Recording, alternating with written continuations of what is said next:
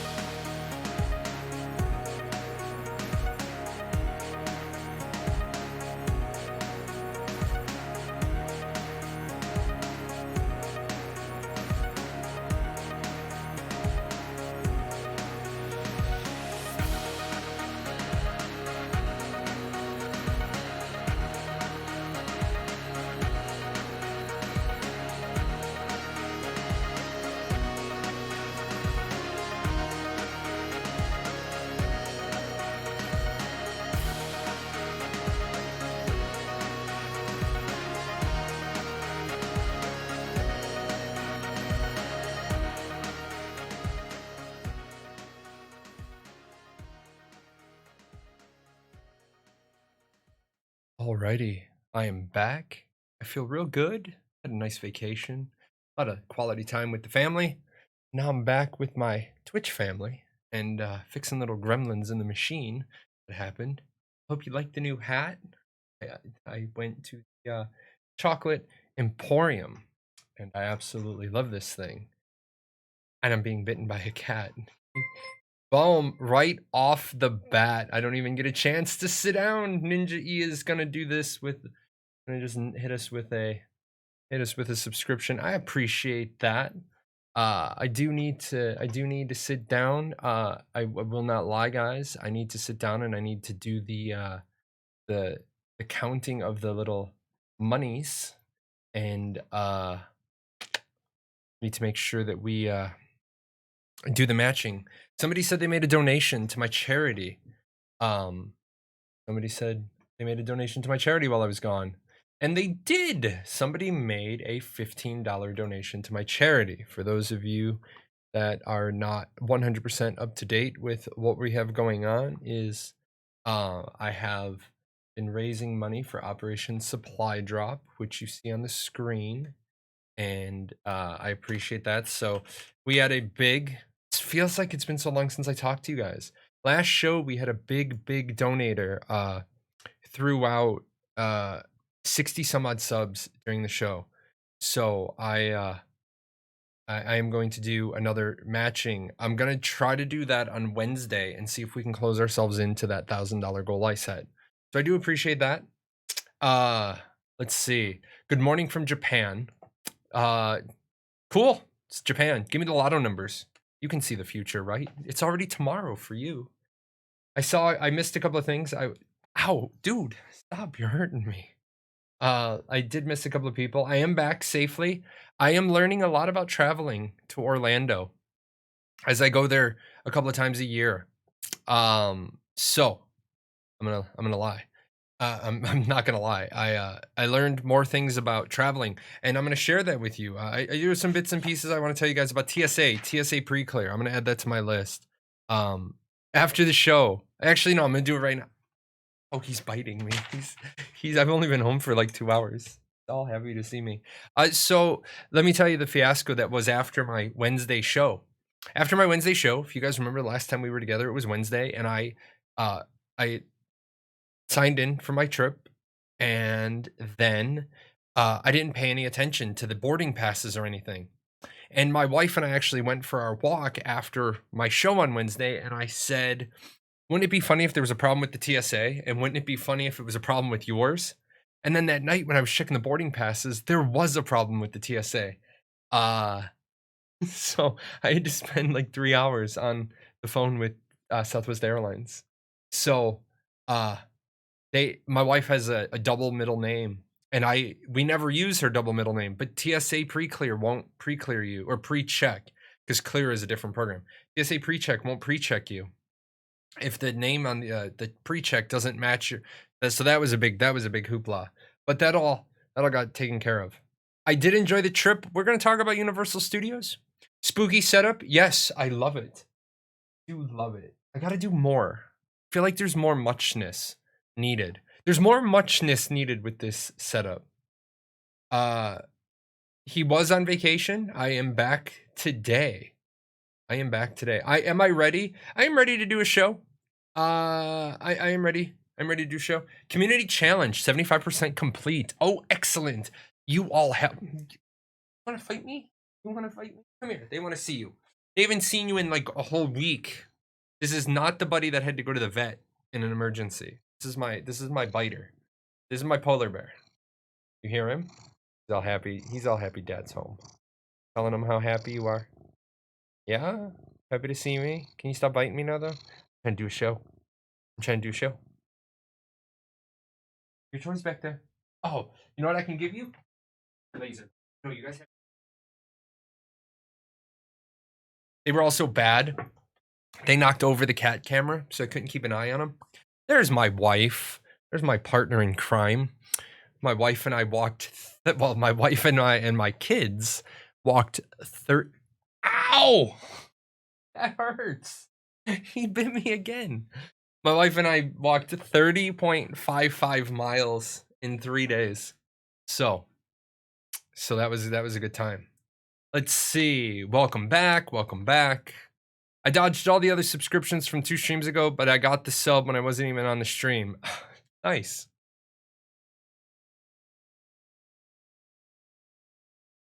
Guys will forgive me. I'm going to tell you right now, I'm a little dehydrated. I'm a little dehydrated. My wife and I got the refillable cups, for 1 cup for me, 1 cup for the kids. They drink grape Powerade. I'm not sure I know these children. They drink grape Powerade. We did have one fiasco. I'll tell you guys some stories from the trip as we go, but you guys are here for, I guess most of you are here for me. Some of you are probably here for Ash's questions. Let's start off with, make sure he's not in the house. He's not in the house. So what happened to Steven? What happened to Steven, and what happened to the creative director's letter? Let's pop over, take a look. Because what did Steven say? I saw what he said. I've looked at it a couple of times, but I wanna read, because I think reading is fundamental. No, not from Jahlon. Nobody cares what Jahlon says. I hear what Steven says. So Steven says there will be another. Oh, I could probably, if those of you want to see the Discord message, it's there. Glorious Ashes community. There will be another slight delay in the 3rd quarter creative director letter. Letter now scheduled for October 16th. I am waiting for some assets, and more specifically, I would like to include the dates for the upcoming Alpha 1 schedule on the different testing periods starting at the end of this year for Alpha 1 testers. Waiting on confirmation for those dates. Apologies for the delay. Boom. Prime sub. Thank you. But I feel it's important for the letter to contain the testing dates, and in the meantime, I offer this small sneak peek at some of the upcoming updated hair for our character models. So, let's talk. And since I'm just coming off a vacation, I don't want to be mean, but I'm going to be mean. And here's why I'm going to be mean. You had 90 days to write the letter, and now you're going to be 16 days late on the letter. It's cool that you're waiting. It's cool that you're waiting for dates. However, give us the rest of the letter and just say in the letter that there's going to be a little thing released. There's going to be a little thing released on the 16th. Because basically, what you're doing now is you're saying nothing in the letter is good except for the dates. I know he says he's waiting on some assets, and that's cool. I'm glad he put that in there. So there's going to be some assets in there, and that's good. But the dates, and what are we thinking the dates? I did not stream on Friday or Saturday. I was on vacation Friday and Saturday. So, I'm going to say this. December. I'm gonna say December. Because if they're still waiting for for a week to figure out the dates, it's going to be December because they're going to need as much lead time as they can. Now, Nabs says we should cut them some slack. Here's the problem with cutting people slack. Okay, when you come to accept poor customer service, then you come to expect poor customer service. And I know this makes me sound like a dick, and that's okay. And I tell people all the time, I am totally okay. I'm totally okay with being the asshole. I have no problem with being the asshole. If you're doing a really good job, I will take time out of my day to make sure you get recognized, which I did on my vacation. I'll do that story, and I'll do story. Sorry guys, I didn't have a chance to prep a tablet. I had a bunch of stuff going on when I landed. You had 90 days to write your creative director's letter, and now you're 16 days. You're going to be 16 days late. You could have written the letter. There's not supposed to be sound. You could have written the letter, and then you say, and there's going to be an update. You can always give more updates. You can always give more updates. There is a philosophy called micro-informing, and there's this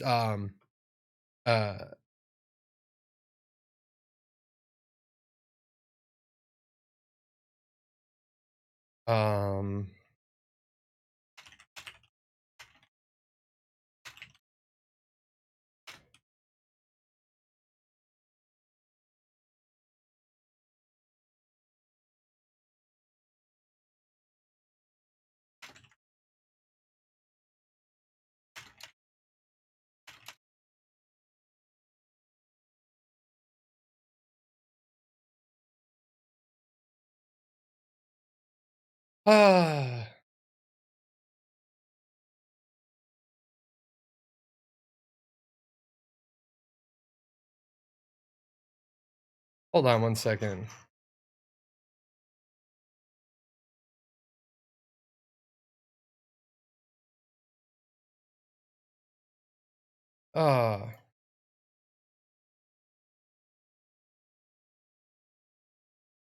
One second.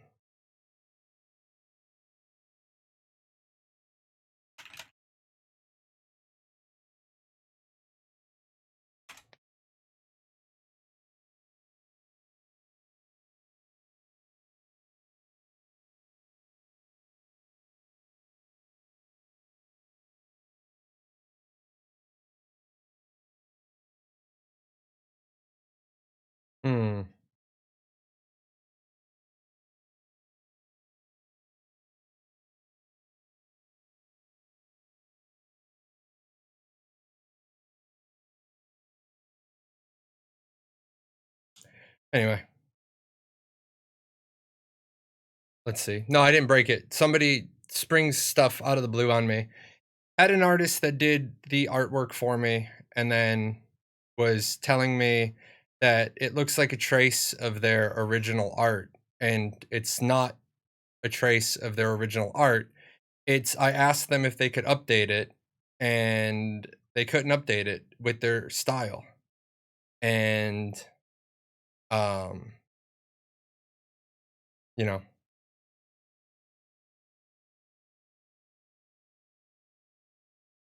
they weren't working on the style I needed at the time. But anyway, moving on. Let's see. They posted some high-res shots on their Facebook. Makes me wonder if they're trying to do a trailer or not for the debut of Alpha 1 dates. Who knows? I highly doubt that they're going to do a trailer for the Alpha 1 dates.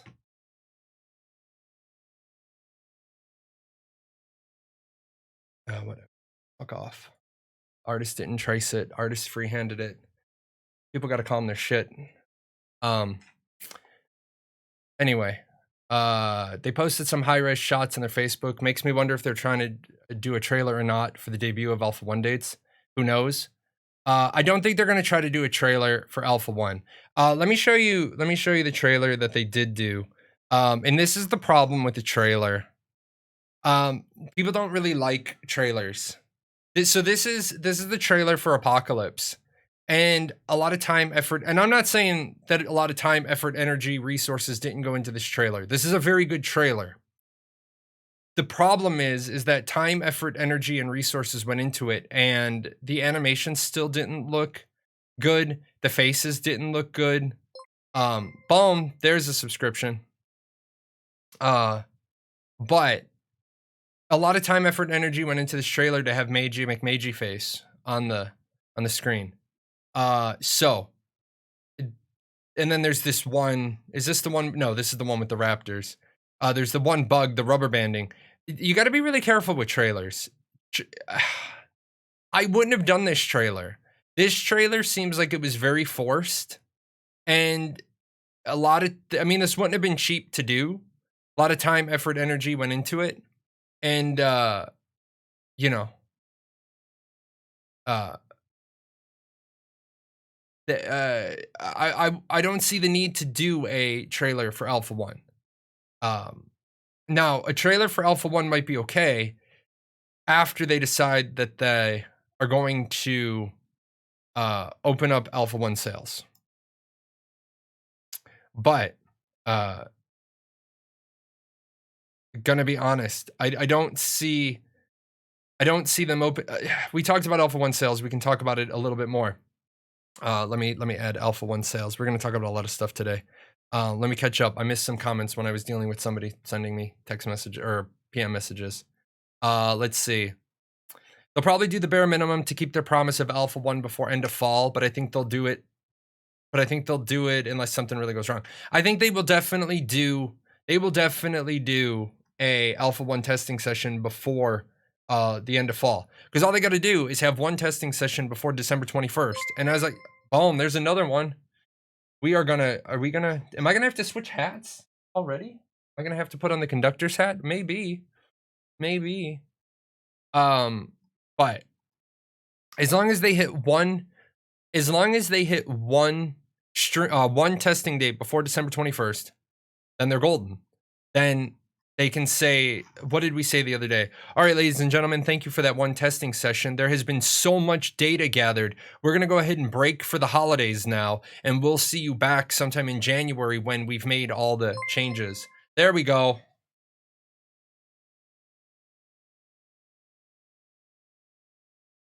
We must swap hats. It's time for a hat swap. We must go from the steampunk top hat to the train conductor. I didn't have a chance to buy a train. I should have bought a Hogwarts Express, but we're running a hype train right now. And you got your hat. It's like Christmas come early. Yeah, man, my wife had instructions on this trip that if I saw something I liked and I was complaining about the money, to just tell me to shut up because I had the money. So no. I bought the steampunk hat. Grumpy old man, subscribe with Prime, taking money out of Bezos's wallet.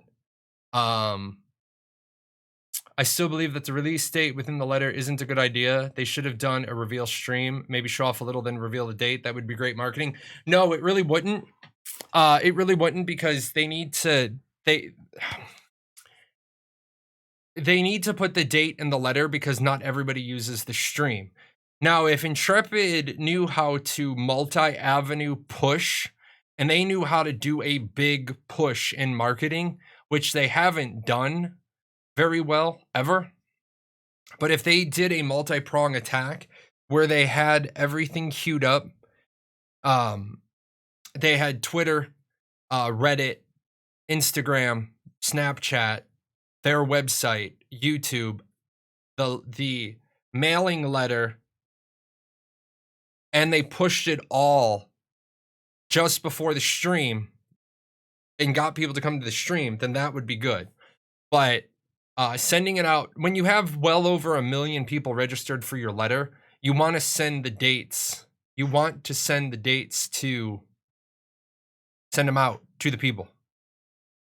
Because there's a lot of people who've given up. There's a lot of people who've given up even watching the live streams. There's actually people who'll say,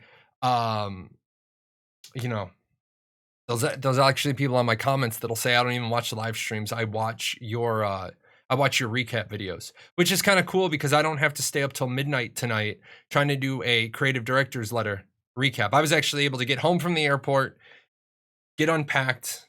Tamir and I got the laundry going. I have to have oral surgery in the morning. That's gonna suck. Although I do have my Valium. Be nice and calm. I like letters, but they're waiting until the 16th. They might as well wait for the Halloween live stream and just announce everything while in costume. No, I would disagree with that. You want your Alpha 1 date to be professional. You want your Alpha 1 date to be professional, and you want it to go out to the masses. And the masses don't do the stream. Oh my goodness, he must know we're on a hype train. Hi, kitty conductor. And you're doing good. There we go. Somebody just gifted 5 tier 1 subs. Leos, thank you. If you got a free sub, say thank you. You didn't get a free sub. You have a free tier 3 sub. I know. I know. It's so wonderful. Yeah, you're doing better. You're feeling good. He got his shot. I was so worried about him, but luckily there's people that had keys to the house. They did too have... People visited you while we were gone. Don't you lie to the audience. Don't you lie. What's up, Tavernside Gaming? Tavernside Gaming and I had a very good... Oh, that's another thing we did before I left. We had the Ashes of Creation content creators Discord meeting, and I ended up spending like 2 hours with these guys. There's a lot of motivated content creators for you guys. There's a bunch of people. There's a lot of motivated people. There's people that are doing good things. There's people that are motivated to do good things. They just don't know how to do good things. I tell my audiences, give everybody feedback. Yeah, old blind guy was another guy that was there. Give them constructive feedback, and if they're not following the constructive feedback, then give them aggressively, like, soundboarding feedback. Will you be able to equip the clothes cosmetics of the cash shop from level 1? Yes you will. I am afraid of people wearing endgame clothes right from the start will break immersion. Maybe a few level minimum on them makes more sense. Well, unfortunately, you can't add a few level minimum on them. You sold them as equipable at level 1. So if you tried to turn around now and say, oh, we're changing our mind. Well, welcome to San Mateo County, California, where Tryon lost their ass in a lawsuit. Number 2, you're a hero arriving from Sanctus. You were chosen. You're not a pauper. You're not poor. So you are actually in the first major wave of returners. You're not in the first wave. An Advon team came ahead of you. So it's not like you're Joe Nobody who's going to grow into being a hero. They were like, you and you and you and you and you and all of you, you're first through the portal. Now, if they had a time machine and they could go back in time and maybe set up some differences, sure. However, hope I had a nice vacation. Any thoughts on the job posting updates month to month and what that may tell us about the game's progress? No, but I do want to, that's a good talking point. So let me spend a couple of minutes on that. I talked about this in a video. Shush. I did talk about this in a video. Boom. Somebody just gifted a subscription. Is that Critical Zen? Oh, no, he gifted a whole lot of subscriptions. 10 of them. Thank you. Choo. So, while that's tinging away, let me go here.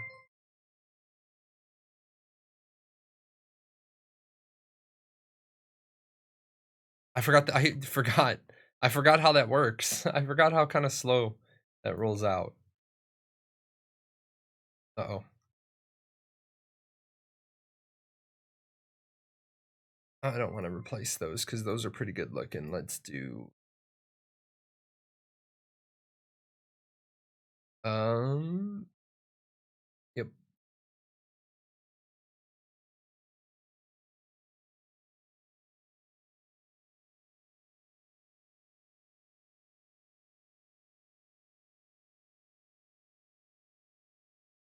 Okay, good.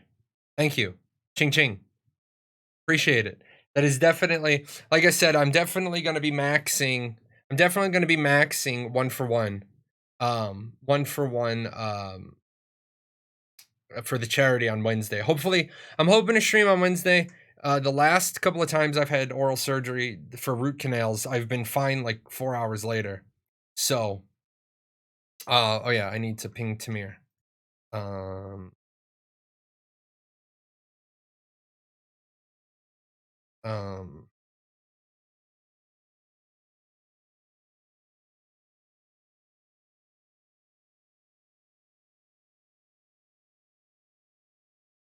I have my own personal Uber for tomorrow. Anyways, let's talk about these job positions. A little while ago, there was a guy who was freaking his shit out. This one particular dude, he hates Ashes of Creation. He always finds everything you can complain about. He's like, why do they need these particular positions? Some of these positions, like their full stack developer, yes, they need to get they need to get their full stack developer position filled. It's kind of important. It's kind of important. But they have a producer. They have a top shelf producer. They have Babbletron from Blade and Soul. I wouldn't tell you guys he's a good producer if I thought he was shit. I would say, hey guys, get rid of the shit producer. They have a senior UI artist. Now they just need another UI artist. Ryan has spent the year like laying out UIs and concepts. If Steven is looking for a UI artist now, it means Steven is happy with the concept art for the UI. Now they need to make that happen. Now, yes, it is going to be kind of hard for them to find some of those positions. There was a lot of game studios opening up. That's the nature of the beast. A lot of those are junior positions. A lot of them are 5th or 6th artists that they're hiring. So don't worry about the fact that Intrepid's always hiring. It's a good thing that they're hiring. They're not trying to hire like because oh shit, our staff left. Remember, Steven told me in an interview in 2019 that he wanted to bring the staff size up to 150 in-house. Well, that's gonna be a lot of people. Oh, somebody complained I showed that one too much. So the in-game housing one. So let's see. They sold the cosmetics at level 1. You can't change that. That is true.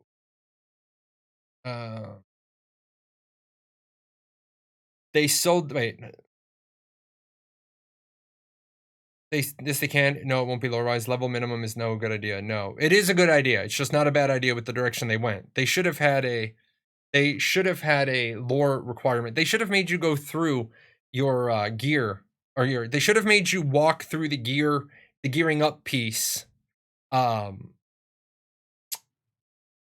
like level 20, and then you could use your cash shop cosmetics. But at the end of the day, it's not game breaking. Didn't Steven say you can only equip what you had unlocked equal level of the game when it comes to cosmetics?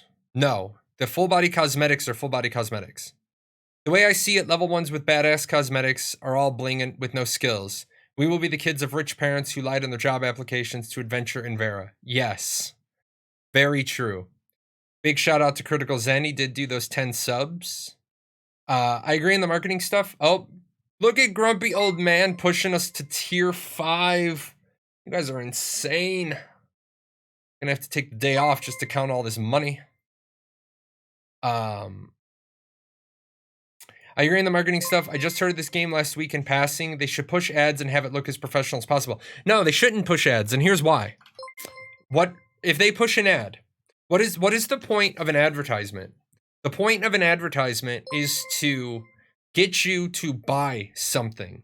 Glengarry, Glen Ross, get them to sign on the line that is dotted. They don't have Alpha 1 to give you right now. They don't have a product to give you. So the return on investment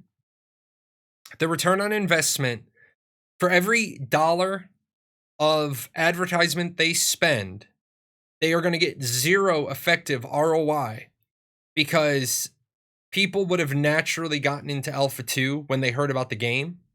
And the amount of free advertising they're going to get when Alpha 1 starts is unbelievable. This is going to be 24/7 content pushing. People, this is going to push out everywhere when Alpha 1 starts. When they have Alpha 1 as sellable, that's the time to start putting some feelers in the water for marketing, but not spending a lot of money. Alpha 2, late Alpha 2, late beta, yeah, that's the time to do some advertisement. Let's see. Seems like they only got 1 or 2 positions filled month to month.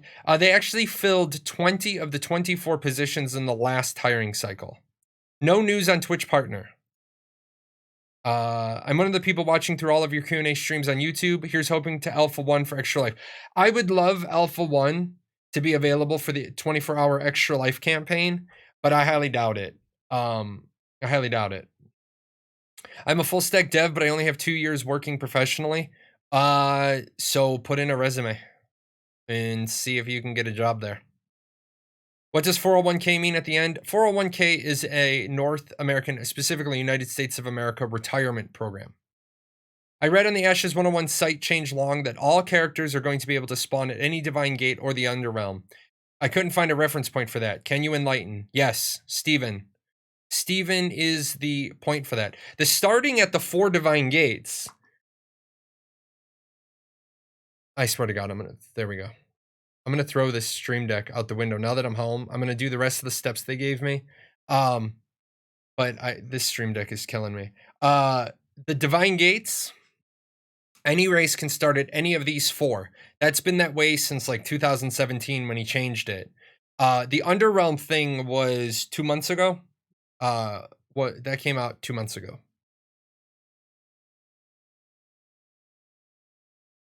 Really? Boom.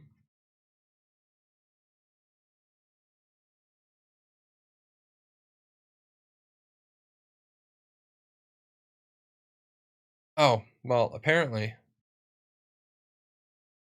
That might be part of it. Apparently my computer decided that it wanted to load a whole bunch of crap. I told you guys, when I was first getting set up today, I had gremlins. I had gremlins in the machine. What is eating all my CPU? Something's eating all of the CPU on my machine. I need a new machine. So how has Corona affected the tech market job in the US? More unemployed seeking jobs, or is it still hard to get devs? It's hard to get devs because of Dreamhaven Studios opening, and it's just another game studio. It's just another game studio opening, so now you're splitting a finite number of people across even more jobs. I don't know if they said the Underrealm will have a Divine Gate starting point. The Underrealm will not have a Divine Gate starting point. The Underrealm will have... What the Underrealm will have is it will have a starting camp, which is a camp representative of the people who have come through the Divine Gate and already made contact with the Talnar. It's kind of the magic pencil concept. You've got to create a system where everybody can start everywhere. Otherwise, you're artificially changing the makeup of the game, and you can't artificially change the makeup of a game like Ashes. Now, do you want to? Thank you. Good job, Stream Deck. So you can't just let people start somewhere. You have to say everybody can start everywhere, otherwise it's unfair. Oh, we received the hype blob. Hey, blob. There we go. Twitch hats. I am not the witch doctor. I am steampunk top hat. I saw this hat and I didn't really get a souvenir, and my wife said, get the damn thing. You want it, it'll go good for your show. So, props, because props are good. Let's see. Identity theft is not a joke. No, it is not. I've had my identity stolen multiple times. I have LifeLock until I'm like 97 years old. When Alpha 1 comes out, do you think you'll stream a lot? I will stream pretty much every day. I will stream pretty much every single day that there is a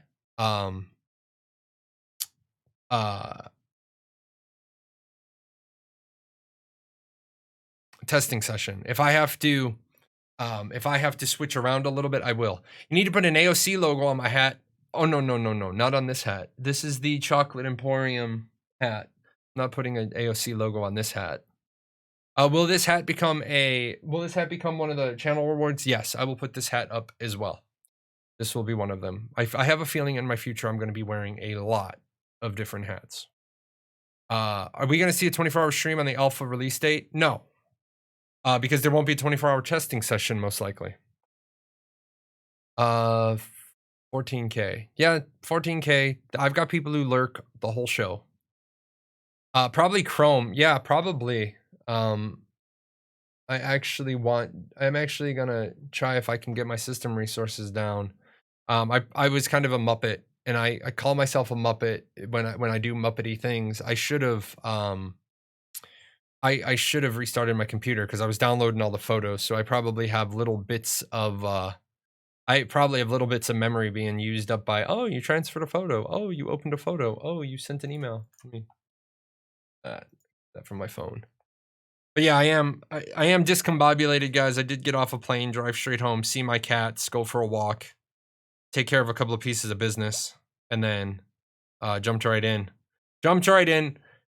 Because, that's what we got to do. Cats. Hi, cats. Hi, you want to say hi? Say hi again.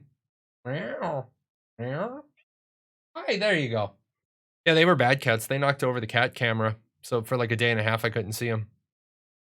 Let's see. Devs can work from home. Yes. Do you see any role in AOC for nomad-like players? Yes. Robbing caravans, dropping stuff off going back to the place, selling the stuff, just moving around. Yeah, I could see caravan type people. I can definitely see nomad type people venturing around. Definitely could see that. Just roaming the world and joining node sieges. Like, you find a place that's going to have a siege in 2 days, and you're like, okay, I'll hang out in this area. I'll hang out in this part of I'll just use a circle map. I'll hang out in this circle area of the map for 2 days because I know there's going to be a node siege and I want to join it. I could definitely see that. Gypsies of old. That's right. Let's see. My wife is upset. Your wife is upset with me because you got me hooked on Crusader Kings 3. So sorry. I don't know. Am I supposed to be sorry? I'm sorry to your wife, and I'm not sorry that I got you hooked on a game. So, need goggles at least. Yes, the goal is to steampunk out over time, is to have the full steampunk look, But for right now, it's just the hat. I'm getting comfortable wearing the hat. Let's see. Every day it's available. Yes. Can we expect then, for instance, different level 3+ nodes of the same race will also have different layouts? Yes. It will not be a copy pasta. First of all, node development is not procedurally generated exactly, but node development, each node kind of pops itself up differently. And then, get away from the door. Hey, why are you chewing up my door thing? No, you're mad at me and you want to play. Oh, here, have the light. Play with the cat. Each node is laid out sort of procedurally generated, sort of stock layout, and then the mayors are going to have decision-making capability for what goes on the constructible plots in the town. So, no, not every stage 3 VEC divine node is going to look the same. Keeping in mind that there's 103 nodes, not all of them can develop. Not all of them can develop to the not all of them can develop to level 3. So some of them are just going to be little encampments. And then not all of them are going to be the same. So you've got 103 nodes. You've got 4 node types. So you have 25, 26, 26, 26, 25. I hope that's not the breakdown, but we'll find out. 232 hours of Crusader Kings 3 played. Man, I wish I had that kind of time. Honestly. Will there be underground nodes? Yes, the Underrealm will have nodes. What kind of consumables would you like to see aside from mana and health regeneration ones? Buff food. I like buff food. I like buff food that does weird things. I like to have any combination of buff food. So I like to have, say, I like to say, vitality plus mana. I like to have a wide variety of, I don't know why I want to do this, but I want to do this.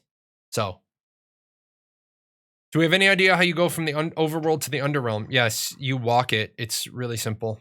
Uh, goes a little something like this. There's the overrealm. You're in the underrealm. I see it. I'm gonna stop for a minute. I'm gonna stop for a second, and I'm gonna shoot at people with a grimoire, and I'm gonna make a really bad decision here. Oh, there's 2 of them. I'm already committed. Already called in air support. Oh, I'm out of ammo. Better run. Oh, see, look at that. There's a tunnel. Oh, and I'm gonna be out of the underrealm. And yeah, there I am. I'm out of the underrealm. So, with that said, guys, I do have to say, I do say that we talked about it earlier in the show, holding people accountable. Um, I think customer complaints are an important thing. I think the manager at places needs to know what's going on. Like I'm gonna be honest. I'm gonna be honest. But we went to the Chocolate Emporium on Friday.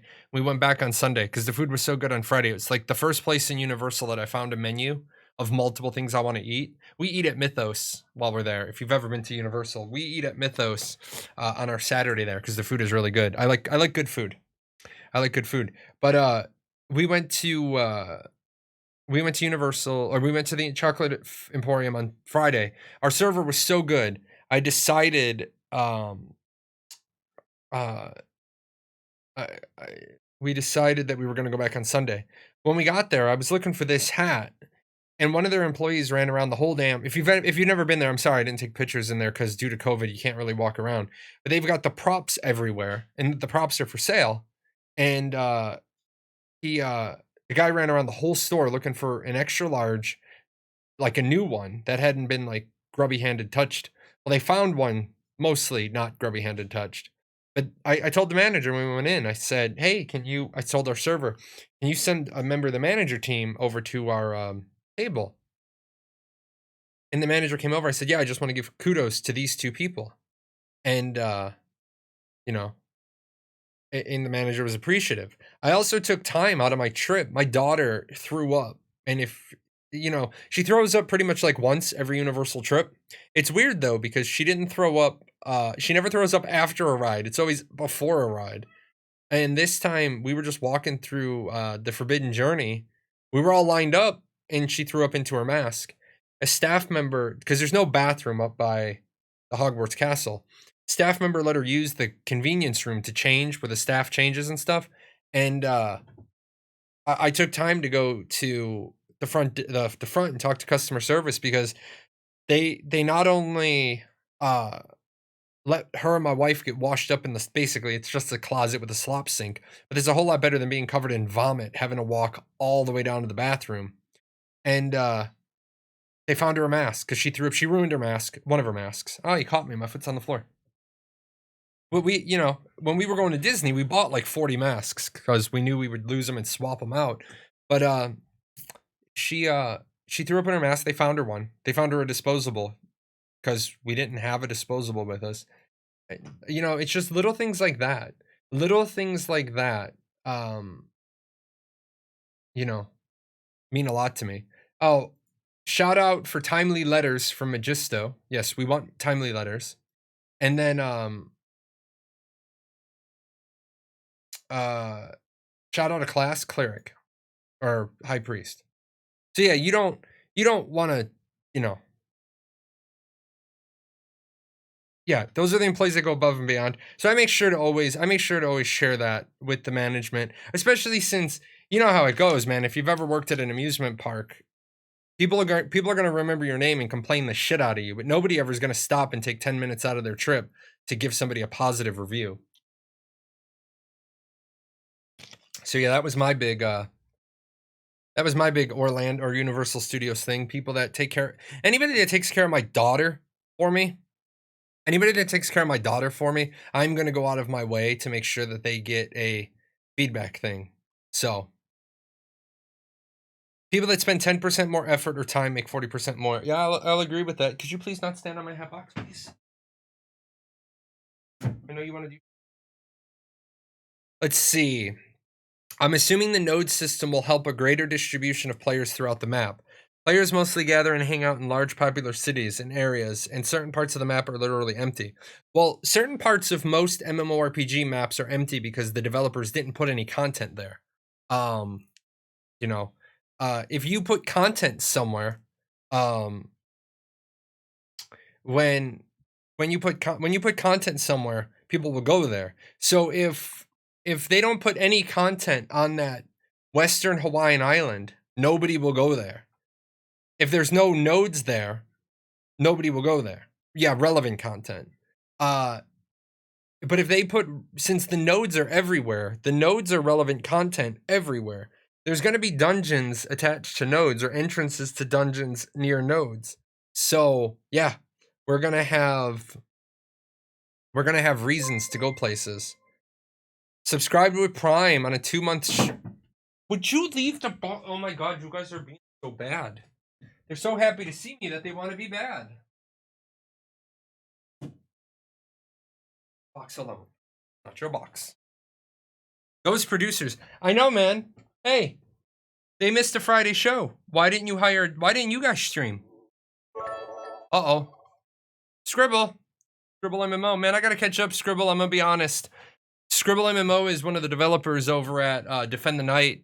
They're making a really cool game. I'm not gonna lie to you, Scribble. I don't know a damn thing what you did last week because I was on vacation. But hey you, Fuzzball. Why was there no Friday show, huh? You're a producer. Yeah, now he's gonna look at the floor.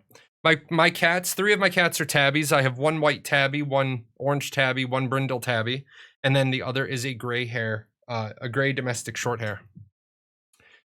I used to work as a lifeguard at the bottom of a speed slide. Every day, I thanked the visitors by having a free dinner for the girlfriend and I with the money that flew out of their pockets in the catch pool. I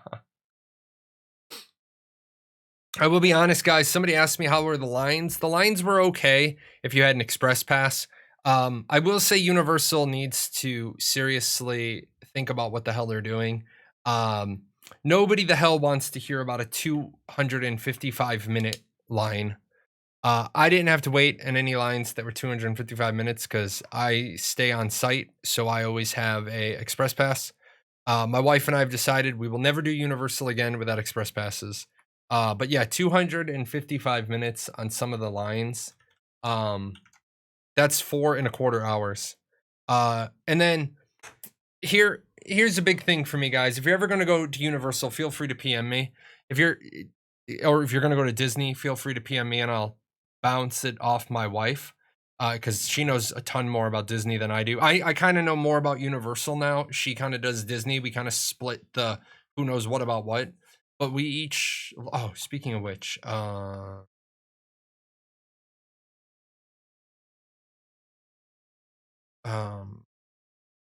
sorry guys, I need to, I'm writing down, you guys are gonna laugh. I'm writing down lessons learned from my military jargon from this trip. I need to remember to bring a roll of quarters and a roll of pennies next time. My daughter loves pressed pennies, and that's just a real cheap way to, it's a real cheap way to knock out, souvenirs. Like, my kids got a lot of souvenirs this time. My daughter got an amazing necklace. When she wears it, I'll take a picture of it and share it with you guys. It's a golden snitch. It's a really nice necklace. My daughter's turning 15, so she's developing good taste. So I wouldn't stand in line for 4 hours for anything. You wouldn't stand in line for 4 hours for anything? Because I'd stand in line for 4 hours for a lot of things. Yeah, 4 hours. 4 hours and 25 minutes. That's because Universal doesn't understand life, the universe, or anything. Basically what happens is you have all the people staying at the resorts and the people that stay at the top 3 end resorts, of which one is closed, right? So every on-site guest has an express pass. Well, what happens is, if you're not familiar with what an express pass is that there's a line of plebeians and there's a line of the entitles, and the entitles just keep getting on the ride. So what they do is it's like 1 car of express, 1 car of normals, 1 car of express, 1 car of normals. So if you have an express pass, you walk on to a lot of rides. And if you don't have an express pass, you're waiting a long time. Plus, like, if a ride had 12 seats, 3 rows of 4, they were only filling the first and the third row for social distancing. So yeah, that was bad. Press pennies rule. My son is over 10. Your son is 10K different press pennies. That's awesome. My daughter has like 30. We're just starting. Went last year without a fast pass, not worth the wait for a 5-minute ride. Yeah, in 2018, when I took the big family, the extended family to Disney, we did 2 days at Universal, and we didn't have express passes. And then that fall, my wife and I decided to do Halloween Horror Nights. Our teenager wanted to do Halloween Horror Nights, so I said, "Okay, we'll do it." My wife's like, "Let's stay on site," and I said, "Okay." She's like, "Let's stay at the nice one." I said, "Okay," and we did that. And I will never do Universal without express passes again. Pay to win. Yes. I'm gonna tell you right now, express passes are pay the fuck to win. And yes, they are. They are pay to win. Actually, it was so busy this weekend, guys, that they closed the park entries. Like, I wish I'd taken a screenshot of it, but it was literally at 11 o'clock both days. The park hours were closed due to capacity. But on Thursday when we arrived, we usually fly down at 6 in the morning. We fly down at 6 o'clock in the morning. Usually get to the resort at 9. Gives us plenty of time to go to the park. Well, this time they canceled the 6 a.m. flight. We didn't get to Orlando until 1. We got to the resort by 2. By the time fucking rigmarole with checking into the hotel and getting keys and everything, we got time. Time to go. We got lunch at the Hard Rock, and then we went in. We rode ET. We did the 2 haunted houses. I don't think we did anything else. I think we might have done Transformers. I don't know what we did. I don't remember. We had fun. That's what we had. We had fun.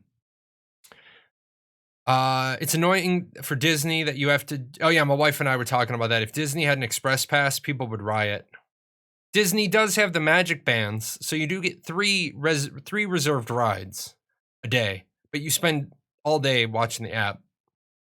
That's why I was thrilled as shit. You guys heard my story earlier in the year. I was thrilled as shit when we went to Disney this year. Because there were no lines. There were absolutely no new lines. Fast pass equals Disney. Yeah. Express pass equals Universal. It's like somebody corrected me on the official Universal app. I was like, yeah, the castle's at 120 minutes. And the person's like, don't you mean the Forbidden Journey? I'm like, no, bitch, I mean the castle. Okay, shut up. We're not taking the Universal Studios trivia app like test here. Come on. Do I have a preference of Disneyland over Disney World? No, I've never been to Disneyland. I've never been to Disneyland. My wife and I are trying to set up Disneyland, but come on, guys, good cats. All right, I got my fan spacing right. Let me just check. I don't want to get decapitated. Yeah, I got the spacing right. I fixed the cable. I've not been to Disneyland. My wife and I are trying to get out to Disneyland next year. We're trying to get out there so we can do Disneyland and Universal. I'm a little worried about going to Disneyland next year, though, only because all the people who had 2020 vacations that couldn't get a refund, who decide to go next year on their makeup time, it's going to be difficult. Buffhead 10, appreciate your subscription. Yeah, I got up to turn the fan on.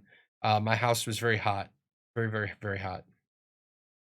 I was at the biggest amusement park in Poland recently, but because it was a Sunday and the COVID thing, there were no lines, even for the best roller coasters. It was so good to get on the rides almost instantly. Yeah, man. Yeah. Yeah. I agree. In this video, Maggie is going to an NPC that seems like a profession table, but she did not click on the NPC. Did they ever show anything about artisan classes or professions? No. Steven is keeping the artisan system. The artisan system is close hold as they can for now. So as soon as there's more in the artisan system, I will let you know. The limited stuff we do know about the artisan system I have up on Ashes 101. What is the difference between Disneyland and Disney World? Disney World is in Orlando. There are 4 parks. Animal Kingdom, Epcot, Magic Kingdom, and Hollywood Studios. Out in Disneyland, there are 2 parks. It's Disneyland and California Adventure. I've been told by many people that you can do Disneyland in 2 days, 1 day for each park. I will tell you that even with like 2 days in some of the parks in Disney World, you won't do everything. You can ride all the rides, but you won't see all the shows. Did I miss about what you talked about the letter, and is it out? No, the letter is not out. Steven decided to delay the letter because he wants to put the Alpha 1 dates in it, and he needed another week to get the dates. He wants to guarantee the dates. He wants a guarantee, which is good. I respect that. I really do. I want to go to Harry Potter World so bad. If you want to go to Harry Potter World, I will tell you right now. Go on a Tuesday, Wednesday, Thursday. So we won't see anything on the professions in Alpha 1.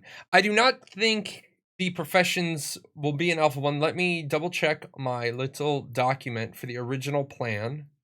Ash's stuff. Nodes to 20. Or nodes to 20. Progression to 20. Nodes will be fully featured. Chops, government, freeholds. 4 of the 9 races. Right now, it's 5 of the base 8 archetypes. The character creation suite, 25% of the world. Yeah, nothing about the artisan system has ever been stated in Alpha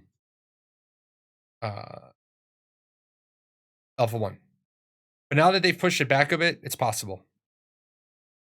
Epcot may be the same. Epcot can definitely take you 2 days. I'm not gonna lie. If you do everything down in the World's Fair, definitely could be 2 days. I did Epcot on opening day. Wow. We only got into the restaurants because we were military. Oh, Conalope. Appreciate that, Conalope. And don't forget, guys, if you've got points, if you've got Paradox points, toss those into the birthday box. I screwed up when I set the birthday box. I'm an idiot. I don't math. I don't math well. So I do not math well. So facepalm. I have a facepalm. I think I have the facepalm. Yeah, facepalm. Yeah, we're 75% done. We'll get there. 77% done. Do you think the island on the very eastern side of the map will have its own node? Yeah, it'll definitely have 1 node, probably 2. Let me eyeball that a little bit. There's definitely going to be there's definitely going to be a node on every single island, at least 1. That island, some of the smaller islands might only be 1 possible node. But 2 or 3 node locations. Remember, every node has 2 or 3 locations that it can spawn. So yes, there will definitely be a node on every island. Do you think that the island between now and December 21st, what would be a good date to launch Alpha 1 besides as soon as possible? Any important dates that make sense? I would say obviously, I don't need that. The most common sense date that would make sense would be November 7th, because that's Extra Life. And that would be 24 hours of absolutely amazing Alpha 1 coverage. The problem with trying to do Alpha 1 over Extra Life is that then their staff has to be focused on the game and not them doing fundraising. So that's a double-edged sword. Really though, here's the big problem.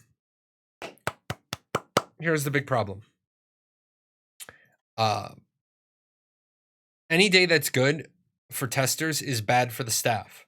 Like, when would be a good time to have your Alpha 1 up? I don't know, Thanksgiving weekend, but then that sucks for the staff. Christmas weekend, that sucks for the staff.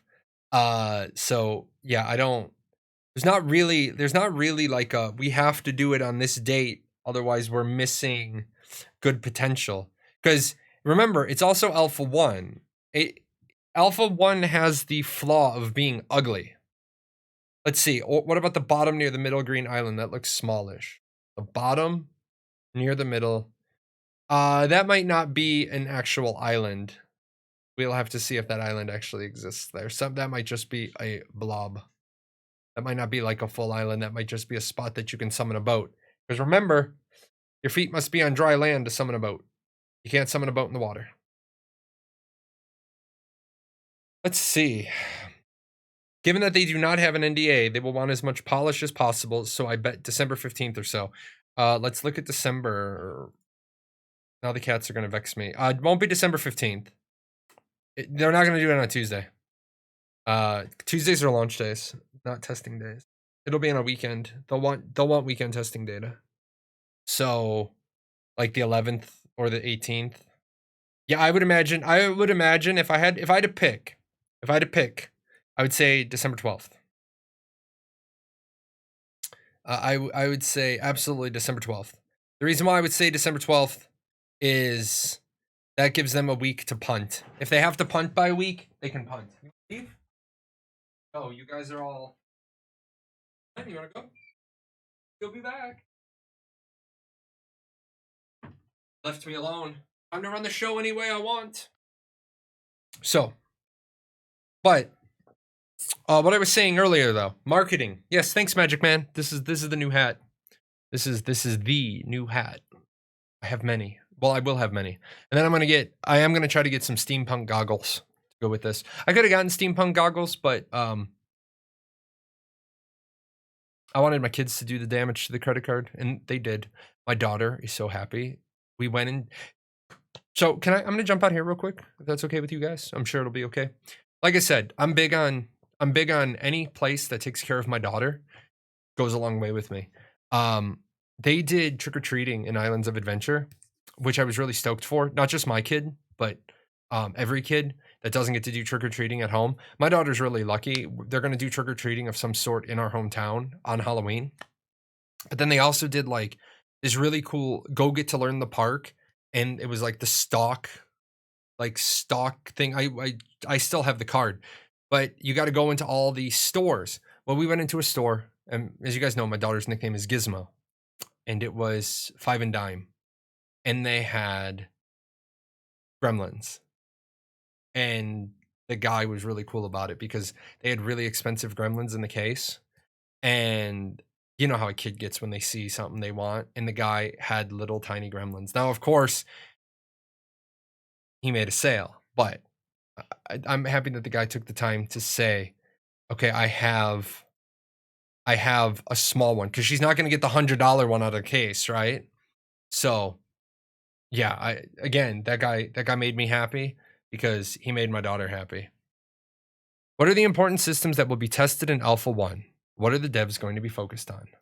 The devs are going to be focused on 5 of the 8 primary classes. They're going to be focused on the node development system up to level 3. They are going to be, 5 of the primary archetypes, not classes. Classes don't happen until level 25. They're going to be focusing on the leveling experience up to level 20. They're also going to be focusing on the initial housing systems that happens when nodes hit level 3. That's going to be those initial 50 instance departments, the freehold placement system and development system, and the in-node houses, the cottages, the 8 cottages that show up when the node is level 3. Now, is there possibly more stuff that's going to come about that Steven, Jeff, and company need to test? Yes, absolutely. I would also imagine hitboxes, character movement are going to be big things, since they haven't done Castle Siege mode or Horde mode yet. Which 5 archetypes? Damn, fine question. Mage, Tank, and Cleric are confirmed. If I was a betting man, I would say Ranger, because Ranger was an Alpha 0, and it's also kind of a key. It's kind of a key thing that you need to get tested. Now, so that gives us Mage, Tank, Cleric, Ranger. That's 4 of the 8. We know Summoner and Bard are last. So that's 6. So we have Rogue and Fighter.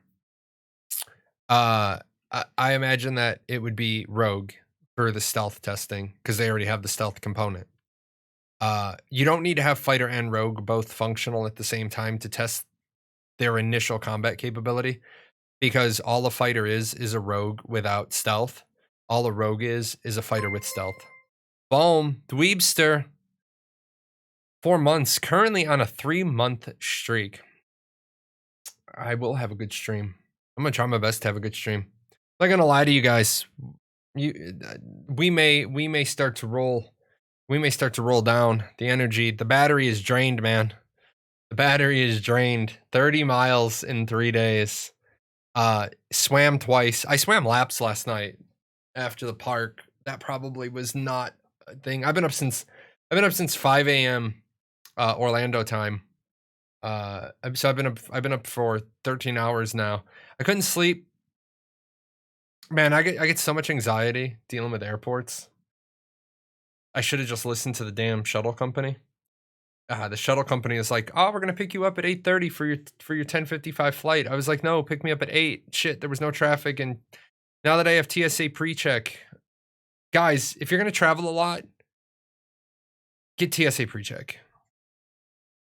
But I would spend the $15 more and get clear. I honestly would. If I had to do it all over again, or in 5 years, when I have to do it again, I'm gonna just get clear. It's $15 more, but it looks like it's so much smoother of a process. Will they launch A1 with multiple servers? Yes. What will happen when 9,000 people all try to log in at once? They'll go to different servers. But that's actually going to be really good. That's actually going to be really good for them because there is a lot of ways to do server management right. And I really, really, really hope Steven and Jeff look at the way Final Fantasy does it. Final Fantasy does it so that there are multiple authentication servers, but there's multiple authentication servers, but that's good because on any given time. So people always say, well, when are you ever gonna have multiple people slamming into your servers at one time? Launch every time after a maintenance. Final Fantasy 14 doesn't really have a big problem because they split you into server groups. So there's different authentication servers. So you're not all slamming through one authentication server.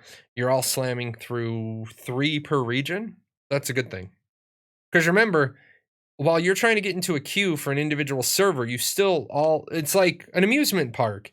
You all still have to come through the same queue at the front gate. And then once you're through the gate, you all rush and run to the individual ride and you got to get into another queue. That's why having multiple turnstiles helps. Instead of having one turnstile at the front gate, you have 3. Now you've got 3 groups of people coming in and they're still all rushing to different rides. Bard and Summer are the ones that probably need the most interaction and interdependence with other classes. Makes sense for them to be last. Summoner doesn't. And here's why. Summoner is the jack of all trades and it can fill any role. So it doesn't have interdependence or interaction with the other classes. But how can you make a summoner tank effectively until you know how a tank is tanking effectively? How can you make a summoner heal effectively until you know how a cleric and a bard are healing effectively? With that said, you're absolutely right on bard. If you're going to give bard an attack speed bonus, you have to have all of the balancing done based on the base speeds and the anticipated speed with the bard song. If you plan on doing a damage enhancement song, then you need to know the damage windows and then what's that going to look like with the bard. And then you have to make the determination, is the bard an expected party member? Do you build the encounter based on having a bard, or do you base the encounter on not having a bard? And those are important questions. Because if I build the encounter not expecting a bard, and then you bring one, remember, and this is my interpretation, every party is going to be a tank, a healer, and one of the 8 flavors of cleric, right? When I say healer, I mean one of the 8 flavors of cleric. And when I say bard, I mean the off healer and the buffer. And then 5 DPS, right? Well, if you have 5 DPS in the party, their damage output is X. But if you know people are always going to have a bard, then you know their damage output is X based on having a bard. Well, what if the bard does 20% damage buff, right? Damage output buff. That's like a big fucking deal. Like, you wouldn't take two clerics because you've just lost a ton of damage from the bard buff. So we need to see what the bard buffs are going to look like.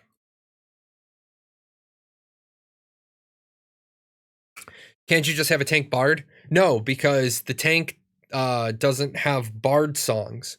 The tank has buffs So keep in mind, good question. Good question.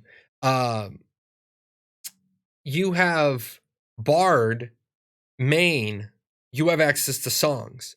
If you're a Bard secondary, you don't have the Bard abilities. You have the Bard augments. People keep forgetting that. You don't have the Bard augments. You know what I'm saying?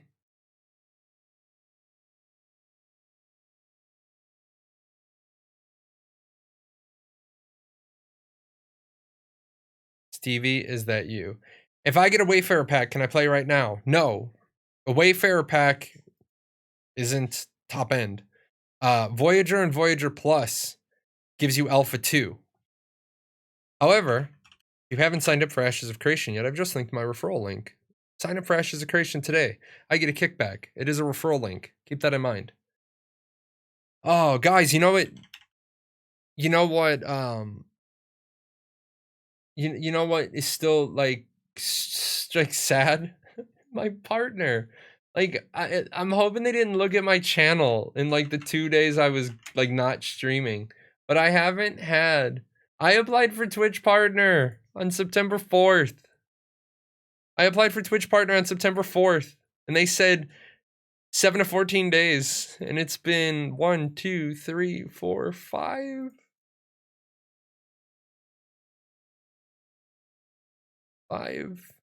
5 weeks. 5 weeks in a day. How was the trip? The trip was amazing. Like the hat? I like the hat. Get some steampunk goggles. I could do some steampunk goggles. That would work. Primary archetype is the flavor of ice cream, while secondary archetype is the topping sauces added to it, I guess.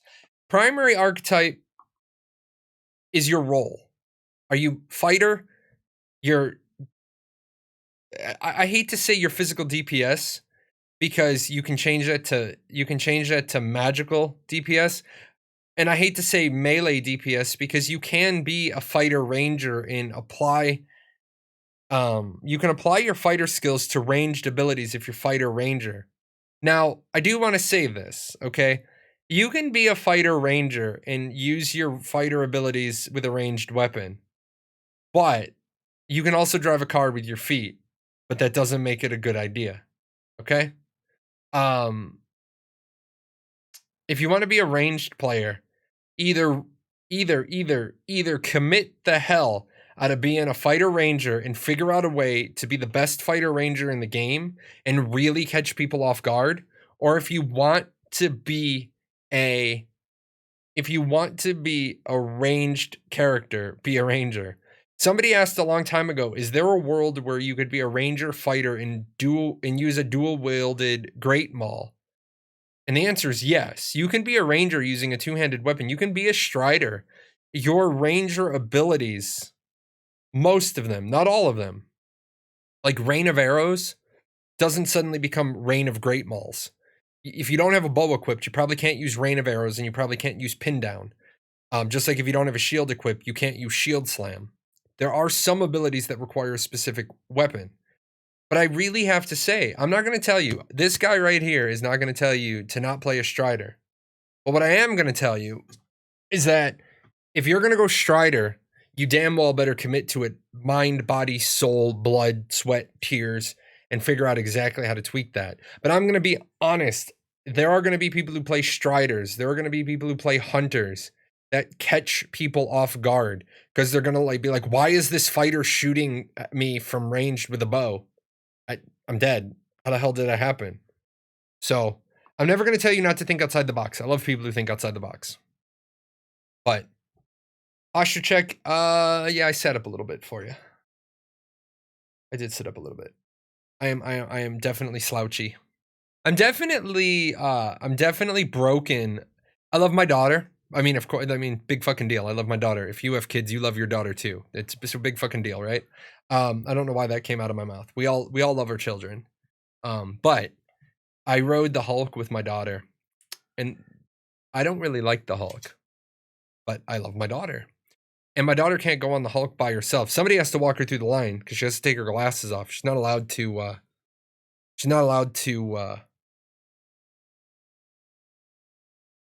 Well, I mean, she's allowed to walk around without her glasses on. She just can't see a damn thing. It breaks my heart. There's nothing I can do. There's no like LASIK surgery. I'm gonna get her contacts. For her 15th birthday, we're gonna see about contacts and see if she can do it. I don't even know if she can wear contacts, but we went on the Hulk, and that hurts. Posture check. You wasted that, man. Somebody just called me out on my posture. Yeah, the Hulk, no glasses because they fall. You can't have anything in your pockets. You can't have any change. You can't have anything. Like basically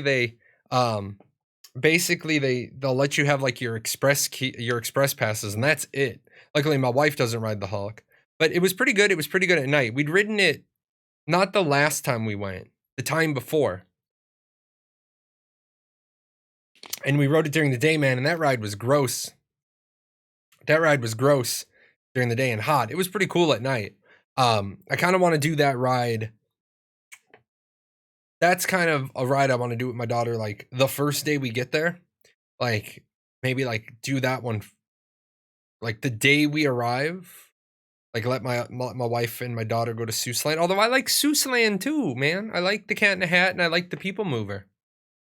Yeah, Universal. I just got back. I got stuffs. I got myself a stuffed animal.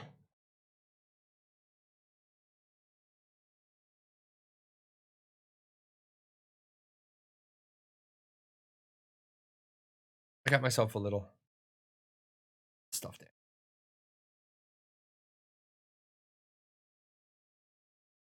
You can sit right here. So the cats will probably knock you off. And the hat, of course. I got the hat. I got the stuffed animal. So when my daughter comes to visit me at night, I can give it to her to go babysit. I can be like, I'm tired. Daddy's tired. Can you please take care of my puppy? Take it to your unicorn. New props for your AOC explanations. Thanks. Will we be able to respec our augments to experiment with different builds? And how difficult would it be to respec? I don't mean changing secondary archetype, just talent point redistribution. I don't know about the talent point redistribution, about how difficult that's going to be. I think that, so there's two parts there. There's changing the augments and there's changing the points in the skills. So I do want, we'll pause this one real quick. Pause. Not pause, but pause, not play. Not 4 on the floor. Not those pause. Where are you? You're missing is what you are. Okay, here you are. He opened his, so here you go. There's the skill menu, right? And there's no augments being shown here. But there is, you can see the plus and the minus on the, you can see the plus and the minus underneath each ability. You can put up to 3. I don't want to say you can put up to 3 points because that would be incorrect. You can invest in, hold on, the producer's yelling at me. Am I getting it wrong? Here, pause. Heard pause? There's no cat in here, but I'm not talking about another cat's paw. So when is beta? After alpha 2. So you have the plus and the minus underneath the ability. You can acquire up to 3 levels of an ability, 1, 2, or 3. The more points you put into an ability, the more levels you unlock. The more levels you unlock, the more things the ability does. The more things the ability does. So that's one part of the setup. Now, with that, there's going to be augments. Now, I don't know if you can change the augments on the fly, even within one racial or class or whatever setup. I'm waiting for details on that. I know that you can move the points around on the fly. I don't know if you can change the augments on the fly, and I definitely know you cannot change your secondary archetype on the fly. So I hope that kind of answers your question for what I don't know. because I don't know much, but nobody does. Steven is deliberately not sharing a lot of information, and some of that stuff still needs to be tested. Some of that will need to be tested. But yes, you're going to be able to change your augments around if you're at the trainer. That's easy. But if you're like in a dungeon, you're not going to be able to do that. When is beta? Beta will be after Alpha 2. We're going into Alpha 1 now. So beta might be the end of 2021. I will tell you guys that as soon as we enter beta, be ready, because it's going to go quick. Alpha 2 and Alpha 1 are going to last the longest. After that, when they go into beta, they're doing a traditional beta where beta is going to be, and I know people are going to get pissed. I want to remind you guys of something. Okay, I want to remind you guys. Alpha 2 continues on its own server. What Alpha 2 continues on its own set of servers. The beta servers are going to be deployment servers. Test this, test deployment, test this, blah, blah, blah. People are like, oh, well, the betas are going to be persistent too. And I say, show me where it says that. Because that's not how you do beta testing normally. But, Time Meow, yes, they're happy to see me. Hi. Here, hold on. On the bench. Oh, you're a circus seal. Get up here. Get up here. No? You don't want to be a circus seal? No, he's gonna bite me again. Is there what's something I'm really ready to test? I'm really ready to test freeholds. I really want to start playing with freeholds. I really want to start playing with freeholds because I want to start selling this game to our gauge players and telling them how a single freehold is going to be better for them than an entire plot of property. The absolute freedom that the freehold system is going to give. I also want to 1 second.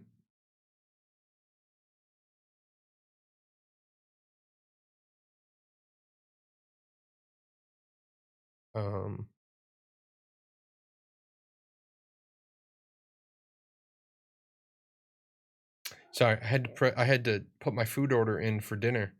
But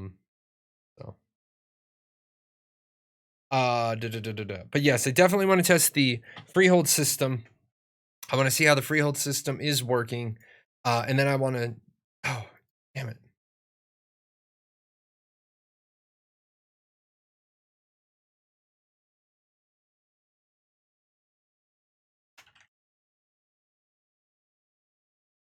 Sorry, my life is falling apart because Subway doesn't have roast beef.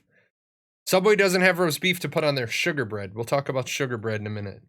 But yeah, I definitely want to talk about, I want to learn everything I can about the freeholds, and I want to be able to give specific feedback. I've got some ideas. For freeholds. Is there a link where I could sign up and purchase a key? Yes, it is right there. Sign up through my referral link. I get a kickback. All that money goes back into things like this giveaway box. I'll be giving away gift cards. Oh, yeah. Guys, it's Monday. I'll be giving away a gift card today. Because money. You guys keep giving me shit tons of it. So I gotta give some away today. So at some point during the show today, I'm gonna do a giveaway. I am gonna get to that guild question. That's a good question. Give me a second. I completely honest with you guys, I always will be. I am discombobulated. I usually have notes. I'm trying to make some notes as we go. So I'll get there. If I miss your question, just do me a favor, put repost, quote, or repost colon and re-put the question. I generally never miss a repost. Unless your chat name is blue, and then sometimes I just miss it. So. Did Steven talk about any... Oh, is there still a chance to sign up to play the alpha? No. Alpha 1 is closed. They may reopen Alpha 1 testing for sale. That will come in time. We will know that in time. If they open up Alpha 1 sales, that's going to be good because that means the servers are stable. Did Steven talk about specific systems in place to prevent guild domination to a level that would hinder others' experience? Like tax limit, no more than 1 castle per guild, that sort of thing. Well, no, but here's the problem. And this is where I don't want a developer to interfere with the natural development of the world. So here's how this works. There are mechanics in place that limit the size of guilds to 300. There are mechanics in place that limit the size of the alliance to 1,200.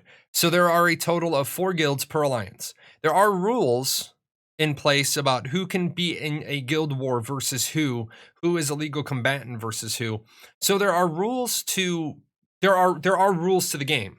It's like just like, you know, you can have 300 people in a guild. And if a guild is at war with another guild, then that's it. It's those 300 versus the other 300. Now, with that said, if you can hold more than one castle, and if you can hold more than one castle, then you can hold more than one castle. But the problem is castle sieges are 250 versus 250, and your guild cap is 300. If 9,400 or 9,700 other people want to let you have 2 castles, that means there's 9,700 shitheads on your server who aren't willing to band together. I do have some concerns about the castle siege declaration system as Steven has described. With that said, I haven't seen it applied yet. I'm going to tell you right now, I hate it on paper. However, I haven't had a chance to talk to Steven about it at all.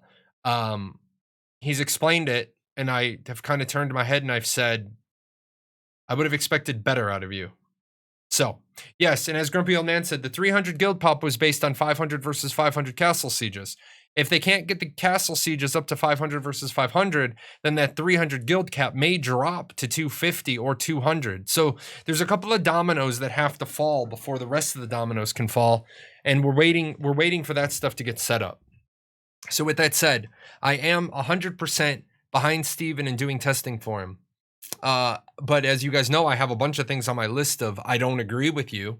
And I want people to realize just because I don't agree with them doesn't mean I don't have confidence in him.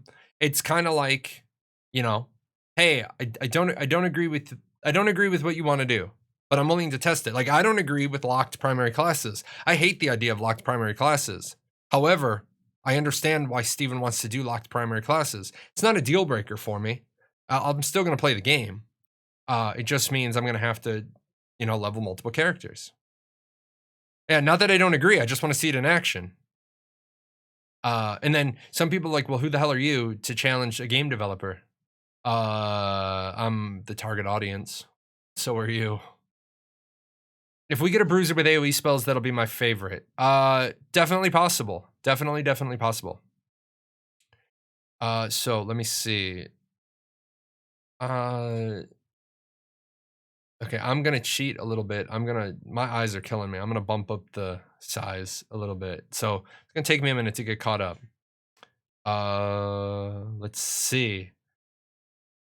What are your thoughts on alpha testing? Mostly to fix bugs, glitches, or do you think any systems may be tweaked? Oh, I think systems are going to be tweaked.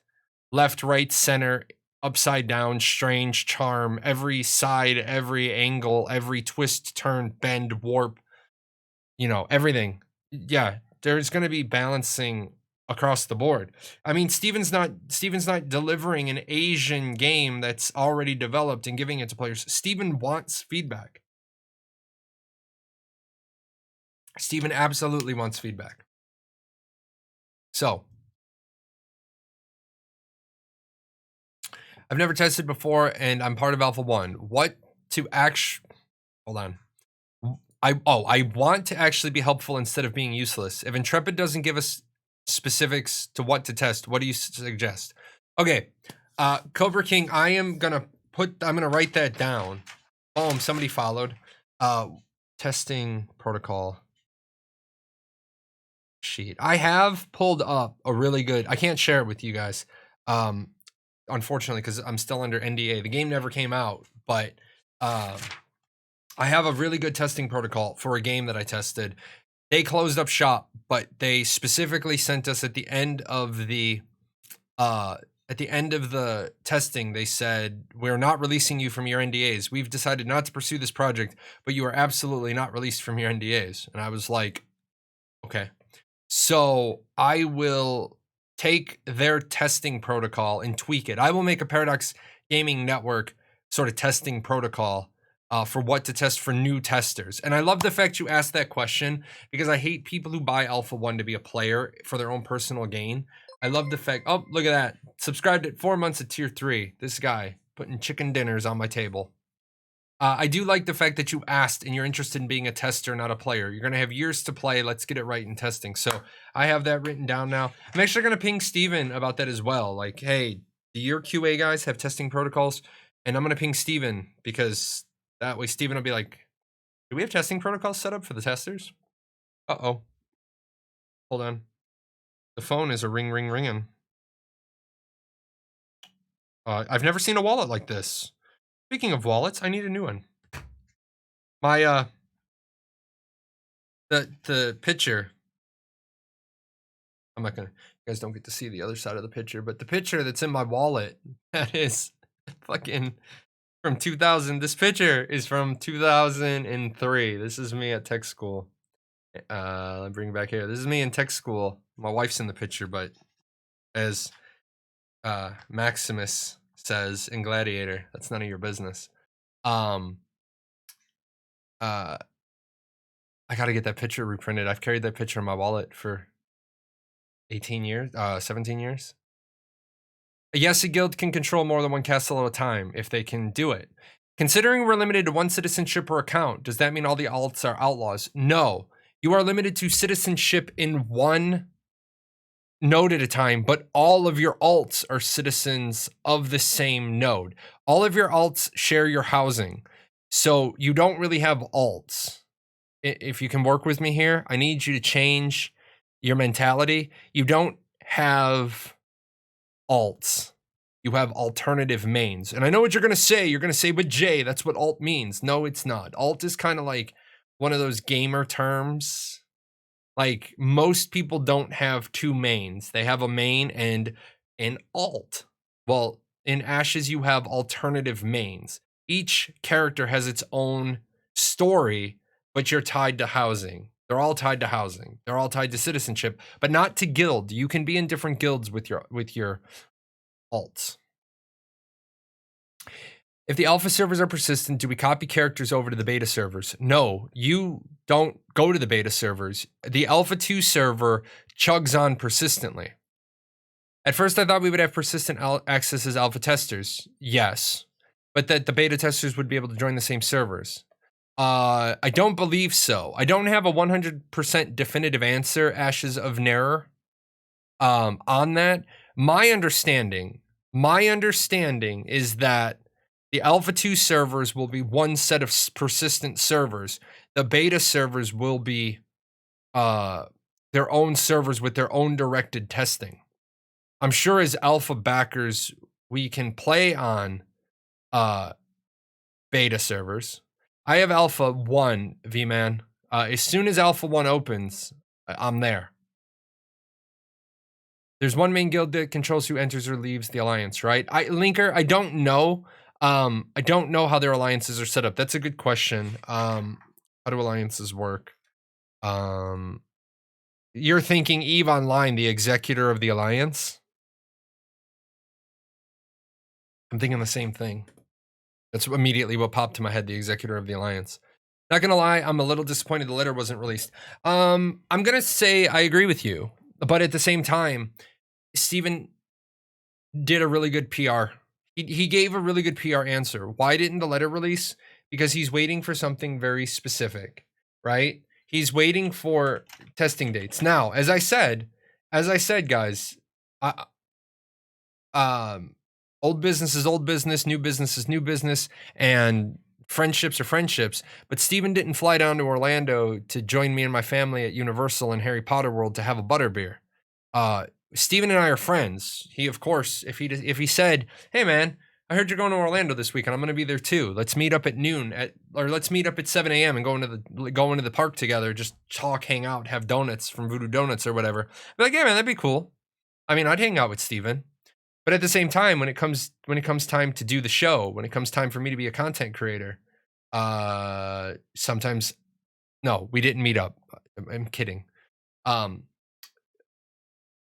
When I'm being a content creator, sometimes I back Intrepid up. If people are being overly harsh to Intrepid, I back Intrepid up. If people are being wishy-washy, then I lead the rabble.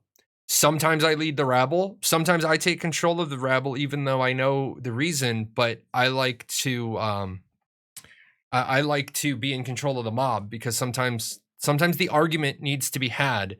But in fairness to Intrepid, they need to have it with somebody who is legitimately concerned and not going to be all like conspiracy theory. I think it's a big mistake, and I think it's an issue Steven needs to get resolved. The third quarter letter should be out in the third quarter. Hence the fucking title of the product, the third quarter letter. Because letters are free. Letters are $0 cost. There's a time investment, but letters are a $0 cost. You have 90 days to prepare a letter that has value to your customers. If you guys don't remember this, and I took it down because I did realize it was kind of insulting to Intrepid, but for a while, they didn't write a creative director letter one quarter, so I fucking wrote it. And I put it up on my website. I said, here's the missing creative director's letter as written by Jahlon. It's not that hard to do a creative director's letter. Even if you have to say, I don't have the dates, but I'm going to give you the dates. You could have put the dates in and then say, I'm giving myself until October 16th to give you guys an update. I'm not going to push a letter out, an update. It's going to be on our Twitter. It's going to be on our Reddit. It's going to be on our Discord. It's going to be on our social media, our Facebook, our Instagram. We're going to put out an update on. Social media is free. It is the new marketing. If you can master social media, you have mastered at the new age advertising. Jake Conrad Livingston he's already done a book. My Boondock Saints is in the way. He's done a book called Guerrilla Marketing. There's one on social media.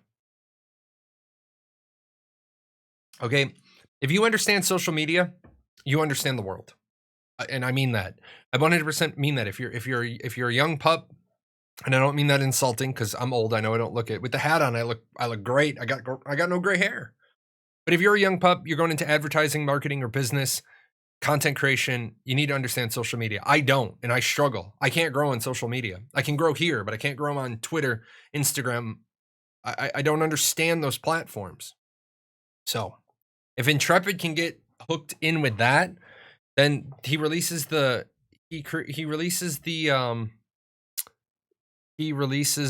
creative director letter on time, gets the kudo for on time, and then does a zero cost re-engagement. When Alpha 1 and Alpha 2 is over, before beta players start from both have to restart their tunes, or will the 10,000 players, overpowered players, be starting off at level 1? They're going to be on their own servers. So they should have put out the letter and directed people to the Halloween stream for dates. No, I disagree with you. Driving people to the stream for a company is a bad decision, because you have over 1 million registered accounts that get the email. They don't want to come to the stream. They don't want to watch the YouTube. They don't want to go to Twitter. They don't want to go to Reddit. They want the information in their mailbox. That's why they signed up for the letter. I agree with the dates. They should have put out the letter on time, and then in the letter said, on this date, we're going to push out an update. That I agree, but it should not be the stream. It should not be the stream. I like alpha games to see if I can break anything in the game world. Good. I like people like you. What would you like to see added if it isn't already in the game? Oh my God, man, there's nothing actually. I thought about that. There's not anything. Oh, you know what? I will say there is one thing. Family feuds. I would love to see family feuds get added. So you can be in a guild versus guild war, but you can also be in a family feud, which is an 8-person versus 8-person war. I'd love to see that. That's something I've wanted to see in several games, and booyah, let's do it. You get to keep anything in testing or beta. No, you don't get to keep. Yes, exactly. Thank you. You fixed that. People who do that. Alpha testing means the game is feature incomplete. Everything is up for change in theory. Beta means the game is supposed to be feature complete and mainly for bug fixing. At least that's roughly what the terms are supposed to mean. You know what? Let's do a reading. Let's reference the shelf.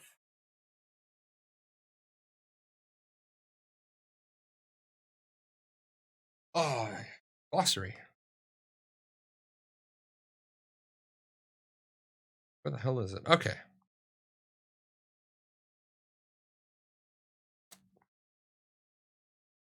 There are 3 major milestones of game production.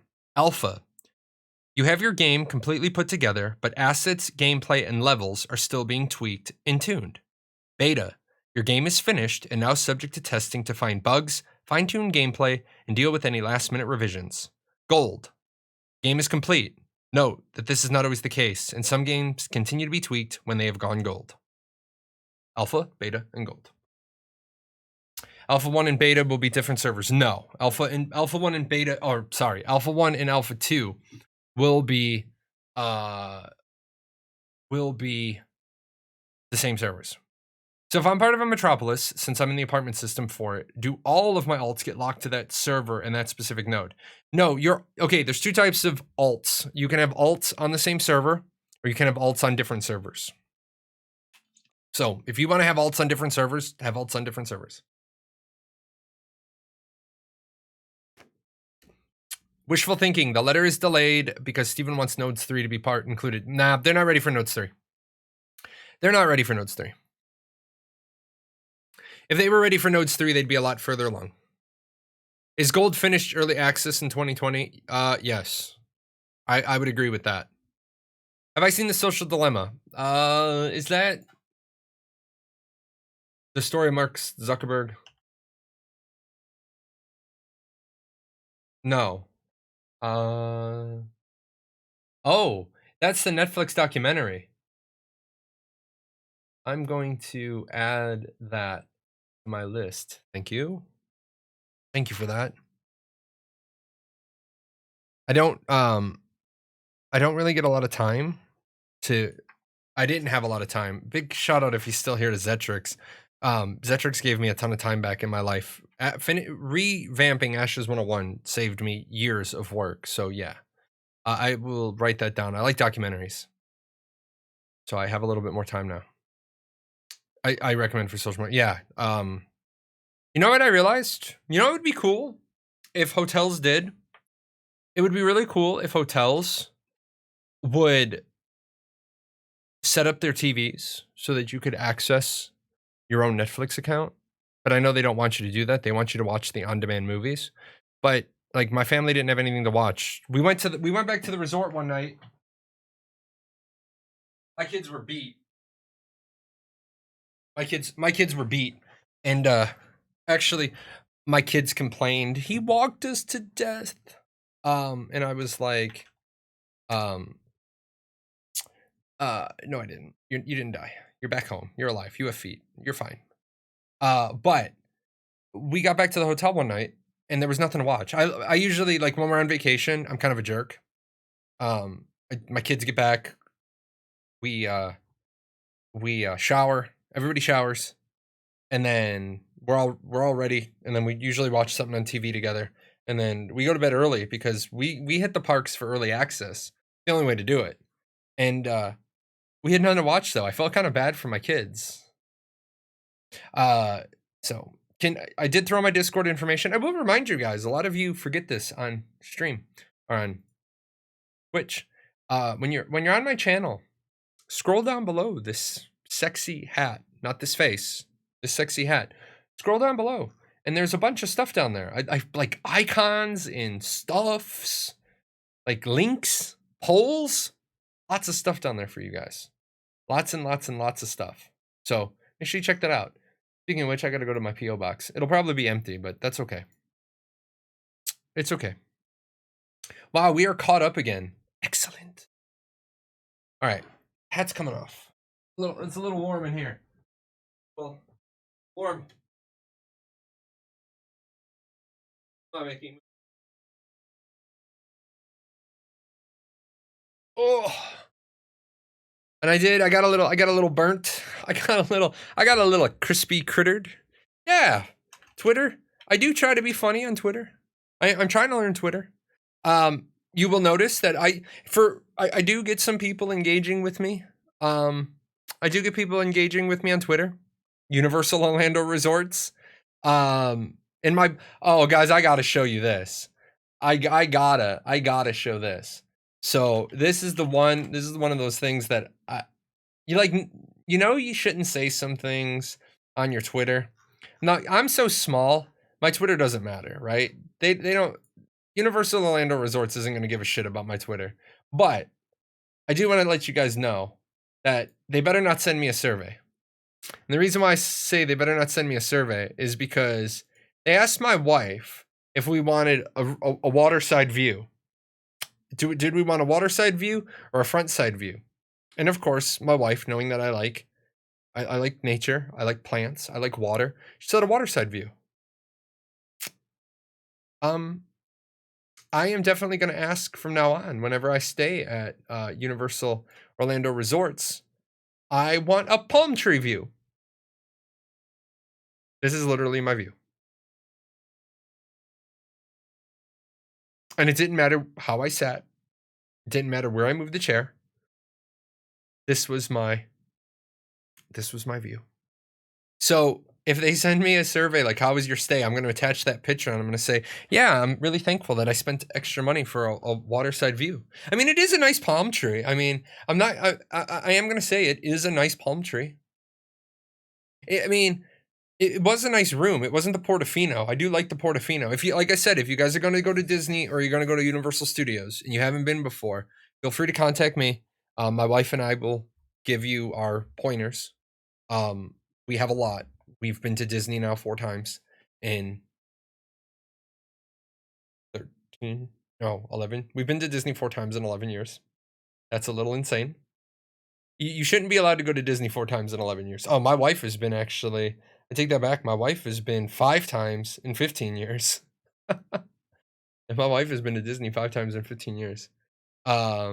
Ingredients for a Universal Studios water view: 99% palm tree, 1% water. Actually, it's 98% palm tree, 1% outside water, 1% broken seal on the window and condensation. So, but yeah, if you're gonna go to Universal, you're gonna go to Disney, let me know. I will, like, little secrets, little bits and pieces, little ways to save a ton of money. I will hook you up with all that. And I'm not gonna do that on the show. I'm thinking about this week's Jahlon on. I'm not thinking about it. This week's Jahlon on is gonna be Jahlon on Universal Studios. Free water, like the window. Now I will say, I will give them a shout out. I know I love you too, buddy. I missed you too. I know. They want to see you. They want to see the kitty who was sick. You're healthy. Gaining some weight, buddy. This is the guy. If you're on my Twitter, this is the guy that had the medical emergency last week. Turned out all he had was a UTI, and he got a shot of antibiotics. Oh, you shy? You shy boy? You want to be seen? Oh, you gonna fight me too? Don't fight me. Don't fight me. It's not nice. Just let them see the pretty face. Some of them come for you. You have a fan club. They see your pretty face. Nope. Don't play. I will say, I'll give them a shout out. Remember, guys, I said that Disney did some kitten. Yep, that's my kitten. That's my buddy. This is my buddy. Remember I said Disney did a couple of things really, really well. Disney took your temperature when you went into the parks. Universal took your temperature multiple times unless you had a wristband. If you had a wristband on, which they change the color every day, then they left you the hell alone. So that I thought was smart. But they also gave out, like, free. Like, nobody gives out anything for free. Universal was giving out free water at the resorts. So that was kind of cool. They also did room service really, really well. I was really happy with the room service. But hi. What is Horde mode? Horde mode is one of the 3 testing phases of Ashes of Creation Apocalypse. It's supposed to be the 3rd testing phase where you test the mob AI. It's wave after wave after wave of monsters attacking a city that you're defending due to the calamity. The story is that you just have nowhere else to try to hide. You're making your last stand. And this is where all the corrupted creatures just keep slamming into the city. It's meant to teach the mobs to be smarter. It's meant to get data from the players during a testing phase where you earn cosmetics for either Apocalypse or the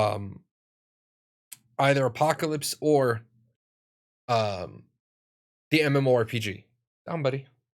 So Horde mode is supposed to be one of the 3 Ashes of Creation Apocalypse modes. They're not doing any work on Apocalypse right now, which is one thing I hope Steven puts in his creative director letter. I really don't understand. I do not understand how you're gonna have a testing mode that was almost ready that you say now you've abandoned to work on the MMORPG. Now, I'm not saying that it wasn't smart to push Castle Siege mode to the end of Alpha 1. But then Steven said in the video where they do the we're back to this nonsense. Okay, I'm gonna have to follow the rest of their instructions. They want me to put new software on my Stream Deck. And I'm like, okay. They're like, leave your Stream Deck software open on your main monitor, and I'm like, why? Like, while I will happily do that, why in the fuck would that make a difference? Like, you know what I'm saying?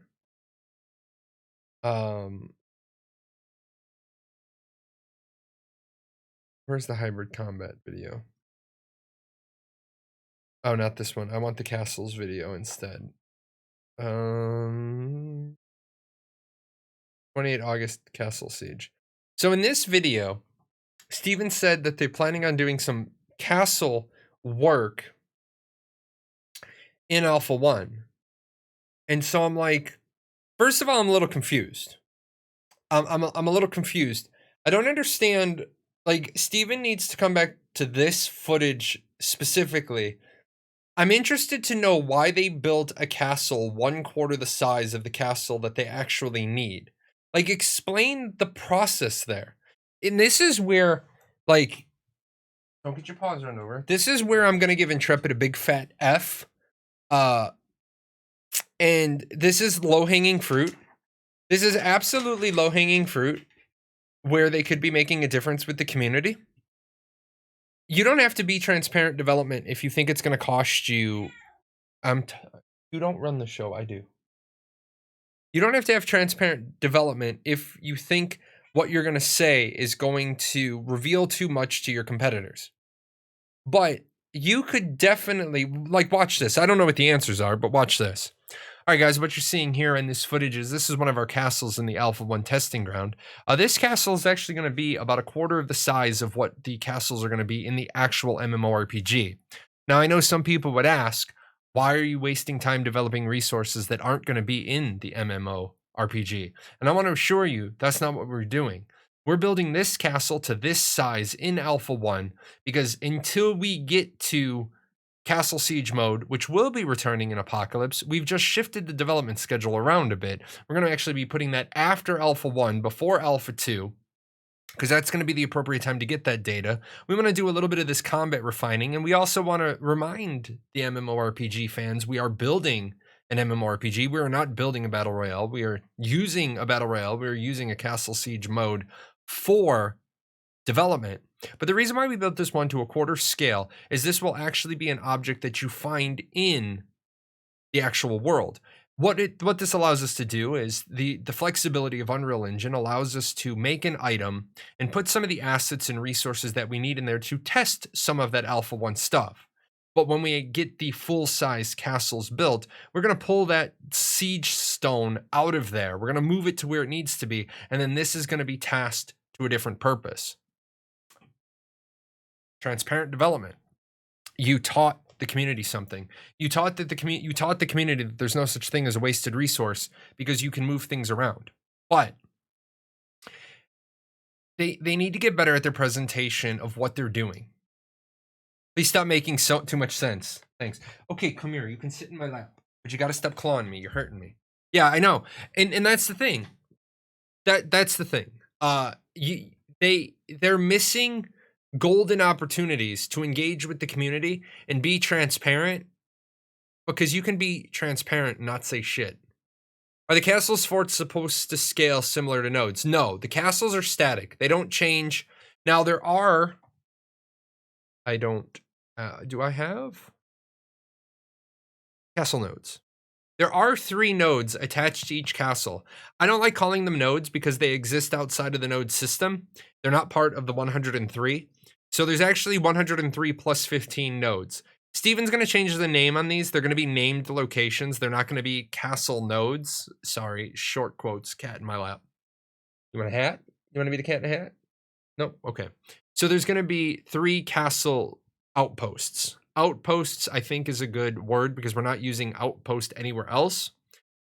So you have to build those up on a completely different development cycle. So, but other than that, no, castles and forts don't scale in size. Do you think it would be smart to have people to be able to test blah, blah, blah? Do you think it would be smart to have people be able to test class balance? Like, have you be able to customize your class and go into 5v5 death matches? Yes, you can, because there's 1s, 3s, 5s, and a 20-man free-for-all. They're already ahead of you. There will be 20-man, or there will be 5 versus 5 arenas. Okay, you can play with that. By the way, can you please bring back the other? Can you bring back the ping pong ball that you stole? I gave you all vacation to bring back. Yeah, you ignored me. Let's see. It looks like an amazing castle, but it's only 1 floor. Yeah, because that's not the actual castle. Do you know if it will be possible to change hairstyles in game? Yes, it should be. Hairstyles in game is an easy gold sink. It's just an easy way to get rid of gold. All the Discord talks about it balancing. I mean, here's the thing. If you decide to go in arena with 5 mages, and you come up against a group with a tank, a bard, a healer, and 2 damage dealers, you're probably fucked. I'm just saying that if you try to go in with a 5 DPS powerhouse, you're probably gonna not have a good day. I don't think that's one of the commands on my channel at the moment.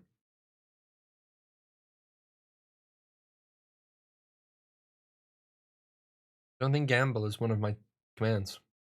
I'll be honest, because I don't know how the hell to make it work. Smudge Gaming TV. What's up, Smudge Gaming? Nice to see you. You know what would be another cool... Oh.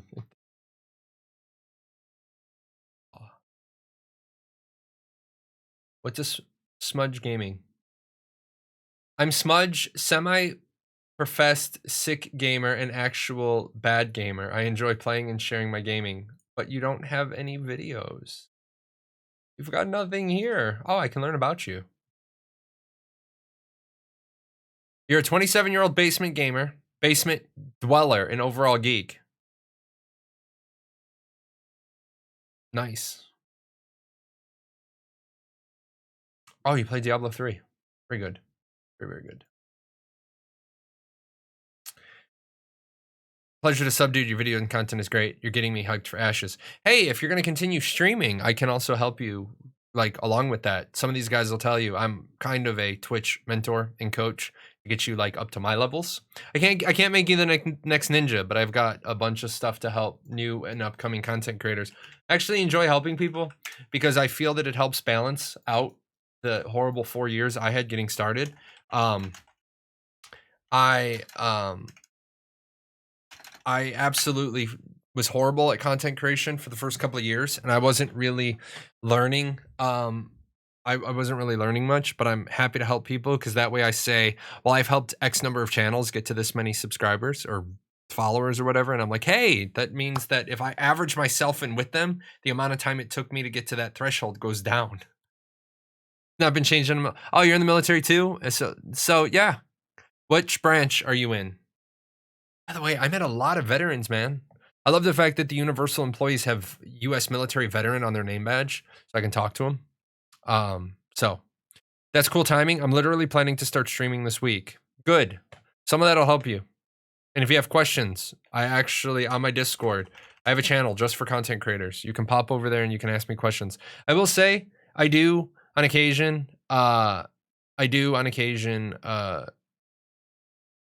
you know, not answer a PM right away.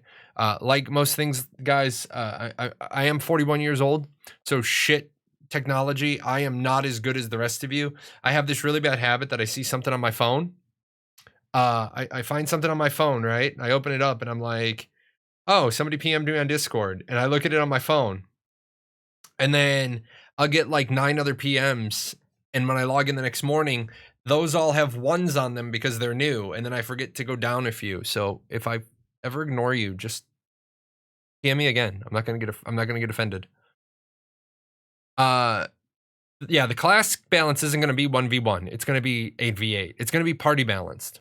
Rock, paper, scissors. You are gonna have classes. You are gonna have classes that just hardcore spank you. You are gonna have classes that you hardcore spank. And then you're gonna have classes that are good fights. That is the system that they're going for. A lot of people are mad about that. And I want to remind people that 1v1 balance is nearly impossible when you 1v1 balance is nearly impossible, and 1v1 balance becomes meaningless in party organization. I'm happy they're doing party balancing, because if they're doing party balancing, and I'm a healer. I start out as a healer, and party balancing works like this. Arcage, we're going to decide that if I heal myself for 30% less than I heal somebody else, because that logic makes sense. That logic is bullshit. Balance the game around my healing myself or you for the same amount. And I say that because the only reason why they did it that way is because it was the lazy man's way out. We totally fucked up the game. We totally fucked up all the stacking and all the healing, and now healers are unkillable. So we're just gonna bone healers. Well, then what happened in Arcade? You couldn't find a healer because nobody why would you want to be a class where if you're 1v1, you're automatically 30% less effective than if you're 2v2? So 1v1 balance is impossible when you have a dedicated healing class. It's impossible. The other problem is 1v1 balance is impossible because damage dealers are horrible people.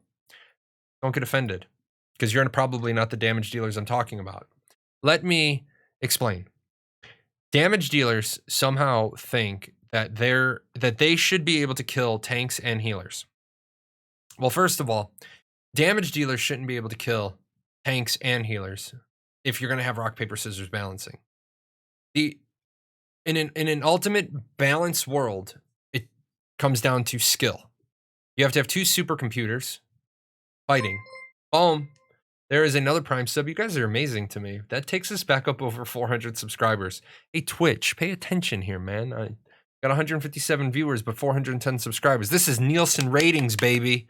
We got people lining up to see this show. This is a no express pass ride. Actually, it is. Everybody's welcome. But you have damage dealers who think that they should be able to kill tanks and healers. So you should have 2 supercomputers that are almost impossible, almost unable to make mistakes. Hold on, I'll tell you why pure healers work for PvP, and it works just fine. You have 2 supercomputers that are unable to make mistakes, and it all boils down to the last 50 to 100 hit points, and this is what makes people mad. It all boils down to the last 50 or 100 hit points, and either big crits or no crits or some dice roll. And people are like, well, I don't want RNG. I want it to be 100%. I want it to be 100% skill.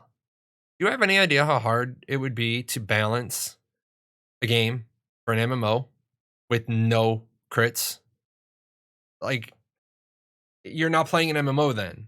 Okay, I want people to realize that the waterfall stat set that does evasion, parry, block, crit, that is part of that legacy paper and pen MMOR or paper and pen RPG system.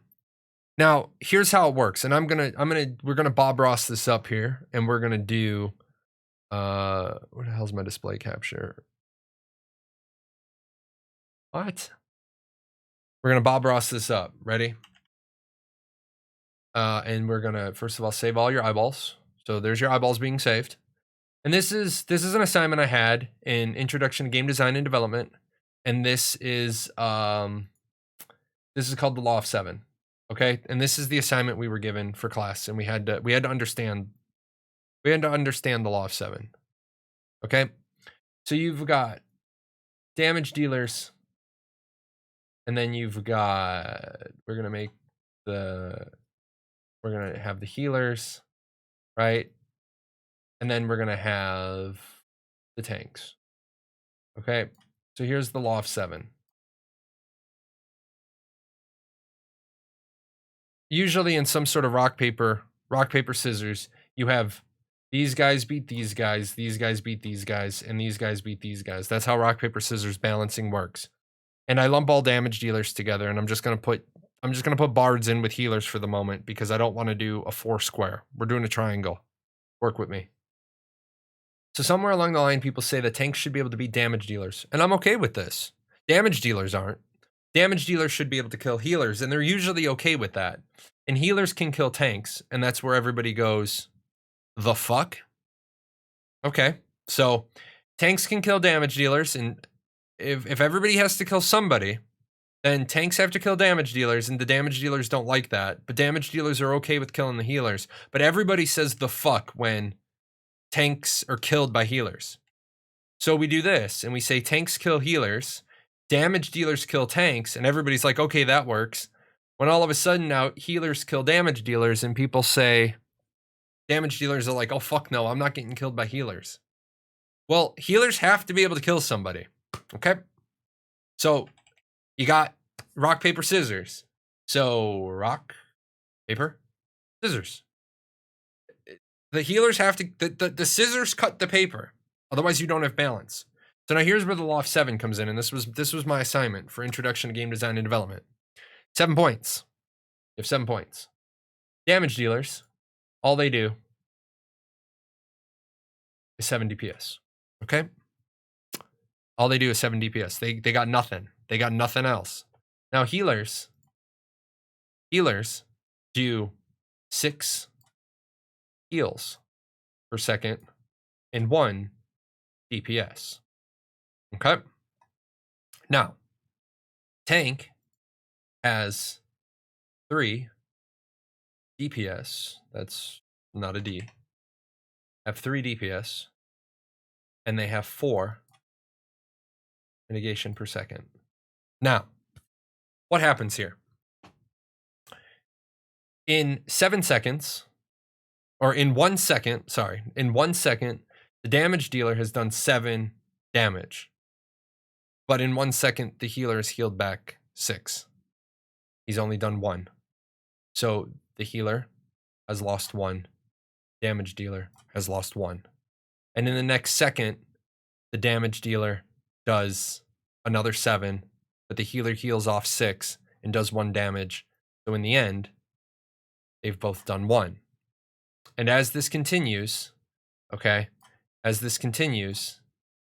we end up reaching a point where all things being equal, they die at the same time, or it comes down to a crit heal, a crit piece of damage, and one of them goes down.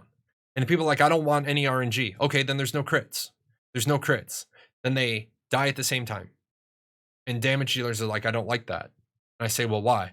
They say, because it's going to take me forever to kill a healer. I said, we're only doing the law of 7. I mean, this is going to be stacked, but it's going to be based on 6-to-1 ratio on the healer of I'm healing and I'm damaging you. Now, the tank, the same thing. Damage dealer does 7 to the tank. The tank mitigates 4 of it. So the tank takes 3. But the tank also does 3. So this fight's going to go a lot faster. Okay, this fight is going to happen a whole lot faster because each time, right, these guys are moving the mercury significantly. But at the same time, if we take out RNG altogether, they die at the same time. They die at exactly the same time. But now what do we have? And you guys will understand now why balance, 1v1 balance becomes a nightmare. What is it we do? What is it we do automatically with tanks, healers, and damage dealers? And I'll show you what we do. And then this is why we don't understand why things are jacked up off the bat. This guy is the tank. So he starts with 300 hit points. And this guy is the damage dealer. So he starts off with 220 hit points. And for some odd reason, we feel that the healer should only have 175 hit points.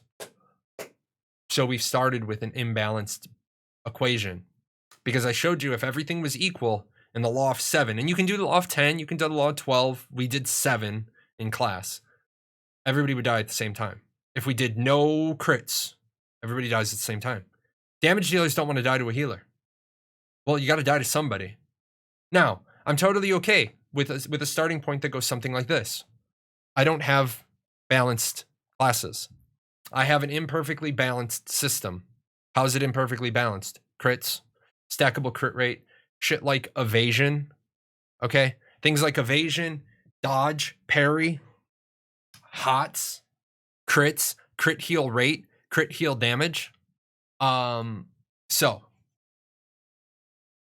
keep all that in mind. When people start talking about balance, ask damage mitigation. Exactly. When people start saying I want balance, ask them what they mean. Want to leave? Go on. When people start talking about balance, ask them what they mean. What do you mean by balance? So, if I play a glass cannon and I am the hard counter to my enemy, what do you think is a reasonable kill time? 20 seconds. The floor is 30. If you are a glass cannon, you can probably move that down to 20. The problem is that by moving your ability to kill down by 10 seconds, you also moved your ability to be killed down by 10 seconds. Keep that in mind. There are not gonna be any straight up wombo combos. You're not gonna be killing people in 4 seconds. That's just not gonna happen. So we play each role to their strengths. Guild Wars 1 had healers, monks that in PvP literally did 0 damage directly. Yes. I know you guys make fun of me every time I say this, and I don't care because I love the games I love. I play Heroes of the Storm. And one of the games I play in Heroes of the Storm is I like and I'm gonna butcher his name. Kazim, the monk, the healer monk. I love playing that guy. I love playing that guy because if I go healer build, but there's another healer, people don't realize just how ridiculous that character is. The character is literally a walking you can't kill me. Unless you like triple team me and keep me CC'd. You literally can't kill me.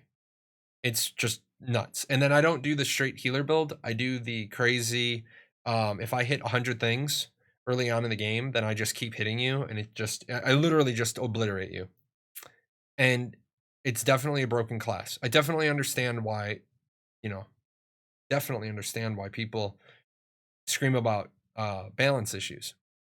Because there are in some matches where you're all bunched up, an AoE healer is definitely more important than a single target healer.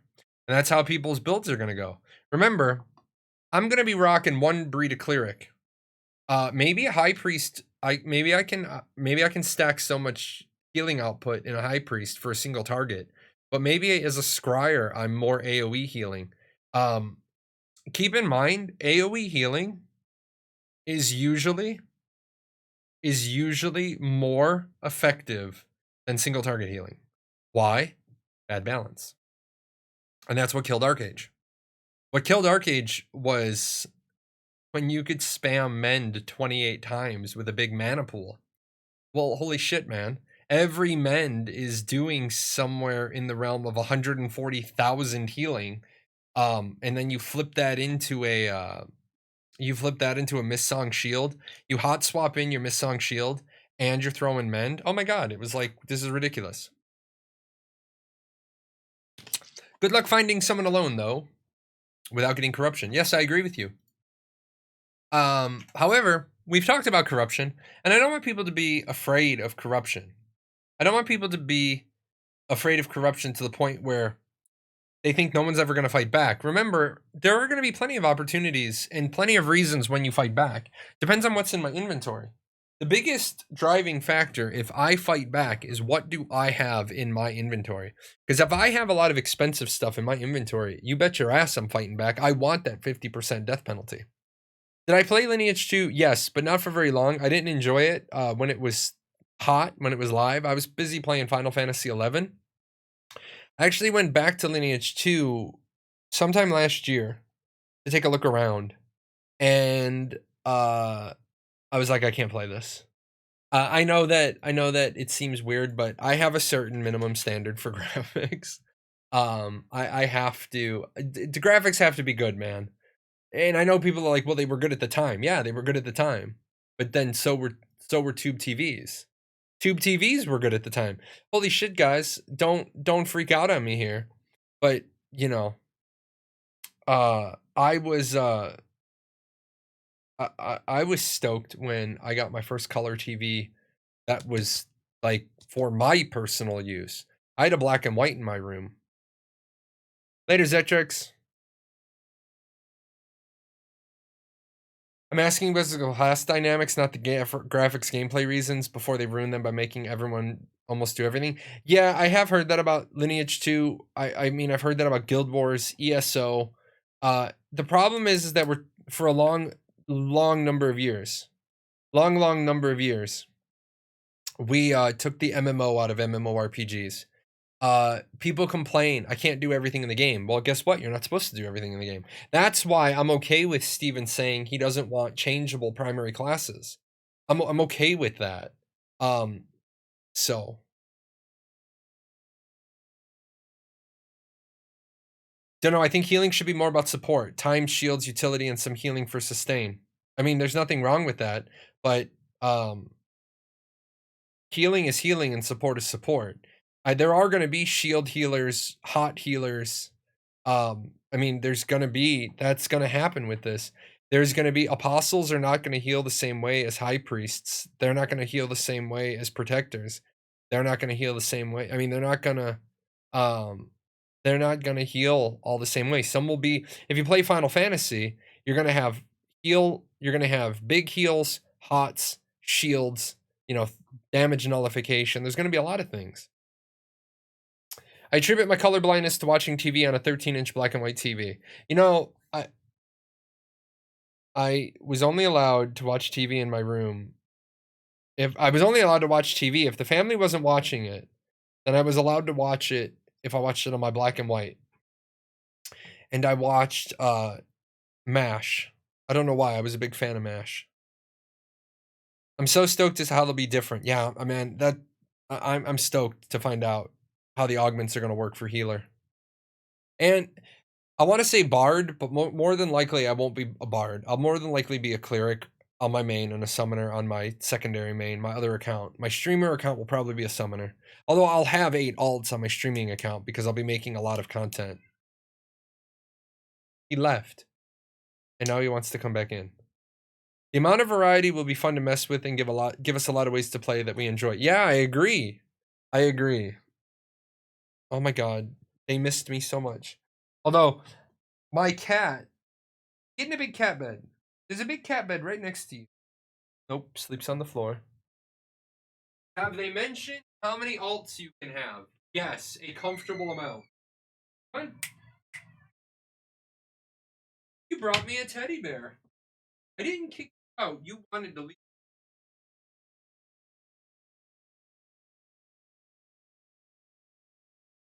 Getting all mad. He's bringing stuffed animals to the door. He thinks I keep kicking him out. He wants to leave. Plus, man, I am gonna tell you guys just so we all know. I don't know what's going on with the power on the second floor of my house. But I am gonna have to start looking into it because you shouldn't be tripping your breaker all the time. And I don't know what's tripping the breaker from the second floor of my house, but it's every other breaker is like every other time, like this in one of the bedrooms trips, and then the master in one of the bedrooms trips, and I'm trying to figure out why. I do not want to have my second floor rewired. So If I have to have my second floor rewired, I'll probably move to my forever home. But my daughter needs to hurry up and finish high school. I told her we wouldn't move. She was tired of being a military brat. Have they mentioned how many alts you can have? A comfortable amount. Sorry about that. Do you think the AV8 balancing will consider just the prime archetypes? Balancing augments maybe a lot. I would hope it's gonna include the augments and the other stuff, and because if they don't, that's gonna be really shit, piss poor balance. I seriously can't choose what I would go. So many choices. Yeah, man, so many. Yeah, first of all, focus on your base archetype. I know it says base class. They need to re-release this, or they need to change the vernacular. Base archetype. And then figure out what, well, you're not going to even be able to see the classes until Alpha 2. We're going to see the base archetypes in Alpha 1. I need to move my PC to another wall. Yeah, man, you need to move your PC to another wall if your room keeps tripping, because your room tripping isn't healthy for your PC unless you got an UPS. You don't want to be doing that. That's a lot of wear and tear on your power supply. And that's that tolerance thing. You know, it's funny, I don't know shit all about all the new parts and pieces of PCs, but from the wall to the power supply, yeah, I got you. Power supply to the board, I got you. When it comes to the board and what the board does, I lose you. But when it comes to the dynamics of the power supply, I tell people all the time, you need to be careful. Oh, the Nightmare Before Christmas shirt? Here, let's do this real quick. I'm not glowing enough. I don't glow enough. God. There's not enough glow in here. I don't think this light is actually charging enough. Yeah, my wife got me this. I'm a huge Jack fan. I'm going to find a place that'll do my tattoo. I'm getting Jack and his 2 daughters. And then one of my daughters be boxed. My teenager and I love my teenager. She's a baby ram. She always wants to butt heads with me.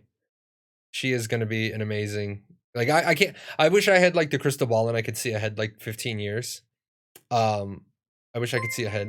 Oh, Circus, welcome to the party, pal. With a baby shark. I gotta get new raid one made. It's so hard though, because we gotta follow. Oh man, dude, I gotta ask, how did you get Donald Duck? How did you get that approved as an emote?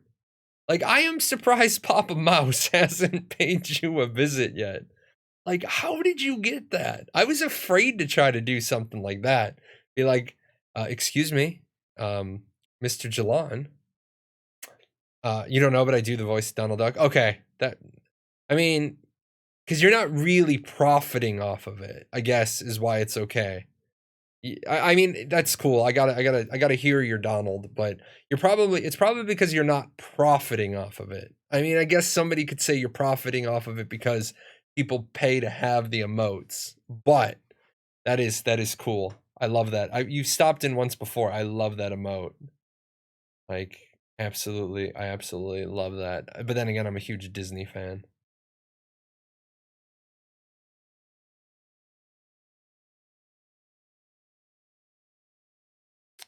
The emote is made by an artist. It's not taking. Oh, okay. That's cool. That's probably why then, because you're not profiting off it directly, and you're not using their actual artwork. How's it going? Yeah, man, it's going good. I just got back a couple hours ago from Orlando. Had a really good trip. For those of you that weren't here earlier, I bought myself a very dapper souvenir. So I can go out styling now. I'm gonna bring back top hats. I think we all should turn 2021 into the top hats. No, I have the magic one in here too. But I wasn't at Disney. I went to Universal Studios, and this is from the Chocolate Emporium. I think we need to bring back the Roaring 20s. If we're gonna suffer what we have going on right now in the world, we need speakeasies and short skirts and good dancing and jazz music and you know, yeah. Ah, we just need to watch. We just need to be drinking martinis, Roger Rabbit, speakeasies, rotgut rooms. You know, I was talking to my dad today. My dad was like, my dad's up in Michigan, and they're reopening movie theaters in Michigan now. And the one, my dad lives in a resort town. Well, he finally moved out. He sold his store. I don't know, maybe 5 years ago. Yeah, 5-ish. Yeah, 5-ish years ago. And he moved outside of town, and he was saying I mean, so the movie theater in his town is small anyway, and his movie theater is not opening. Not that my father. I don't think my father's been to the cinema in um years. Gonna make dinner. See, hey, thanks for the raid, man. Uh, so I don't think my father. I don't think my father has been to a been to a movie theater probably in 35 years, unless he went and he didn't tell me. But my father, I don't think my father actually watches TV. But yeah, he was talking about oh, he got me. My foot was off the board. He was talking about how they're opening movie theaters in Michigan, but because of the seating, the one in his town's not even opening because they can't. You can't sit anybody behind or in front of a seat, and there has to be X number of seats between parties. And I was like, how can movie theaters even operate under those conditions? I'm gonna have to get water. I'm gonna actually put these outside the door, and you will see the magic of my household.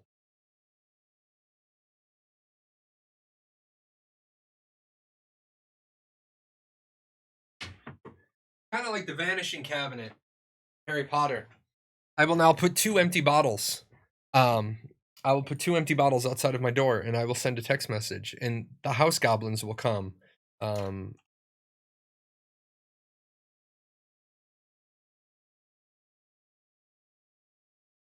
and my wife, who is the unspoken hero of the show, will make tea bottles appear for me. Yeah, I'm a little dehydrated, so I'm drinking slow. Um, Orlando was hot, man.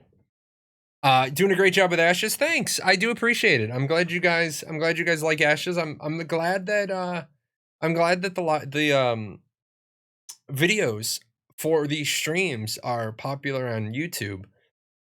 I'm glad people get their answers. I'm sure people are going to be like, all he ever talked about this show was Universal. And I was like, sorry, on vacation. Let's see. Some movie theaters are flat out shutting doors. Yeah, I mean, I feel horrible for the movie theater in my town. Well, not my town. I don't have a movie theater. My town is so small. We have a bowling alley. That's all we have. But the next town over, they just built a really, really nice movie theater. They can't open. They're just not allowed to open by my state and county rules. And the guy has been like, yeah, that's what I'm talking about. It's Warrenburg Theaters is the one, and I've heard that they're not going to make it. I heard Warrenburg's not going to be able to make it. What's one of the other ones? I saw it while I was traveling on vacation. Global Movie Theater. It closed. Cineworld. Yeah, Cineworld, and one other one. My wife would probably know. There was one other one that's closing, but yeah, they're gonna just movie theaters. Movie theaters already made. If you guys didn't know this, AMC. I did see AMC might not make it. If you guys didn't know this, most movie theaters made almost no money. And I know before you freak the shit out and you're like, well, it's so expensive to go see a movie. Movie theaters made very little money on the price of the ticket. Movie theaters made their money on the popcorn and the concessions. That's why movie theaters charge you like $12 for about 25 cents worth of popcorn. Because if you guys didn't know, popcorn is cheap as shit to make, but that's where they made their money. They $9 for a Coke. I'm not being that facetious. But you get you get a bucket of popcorn and 2 drinks. This shit that's like $18 for like 25 cents worth of popcorn and like $2 worth of plastic paper and syrup. So yeah. Do we know much on taming? Can we try to tame legit anything? Other than world bosses, regional bosses, legendary monsters, which I'm pretty sure are epic and world bosses. Yes, you can try to tame anything. This is a lot like Bless in that regard. Not sure if this was asked, but can you ask Steven to add top hats and monocles? I don't think Steven's gonna add top hats and monocles because Steven wants to stay away from steampunk. He has specifically said this isn't a steampunk world. So I think we're not gonna get top hats and monocles. Although I would definitely buy monocles. I have my own.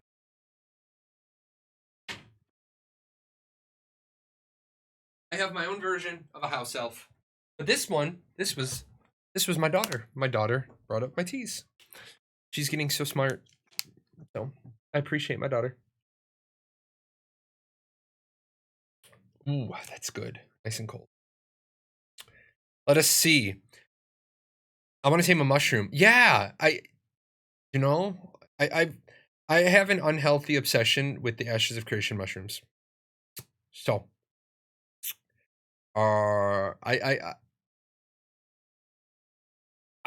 would have thought that mushrooms would have been a little slower, maybe, but we will see.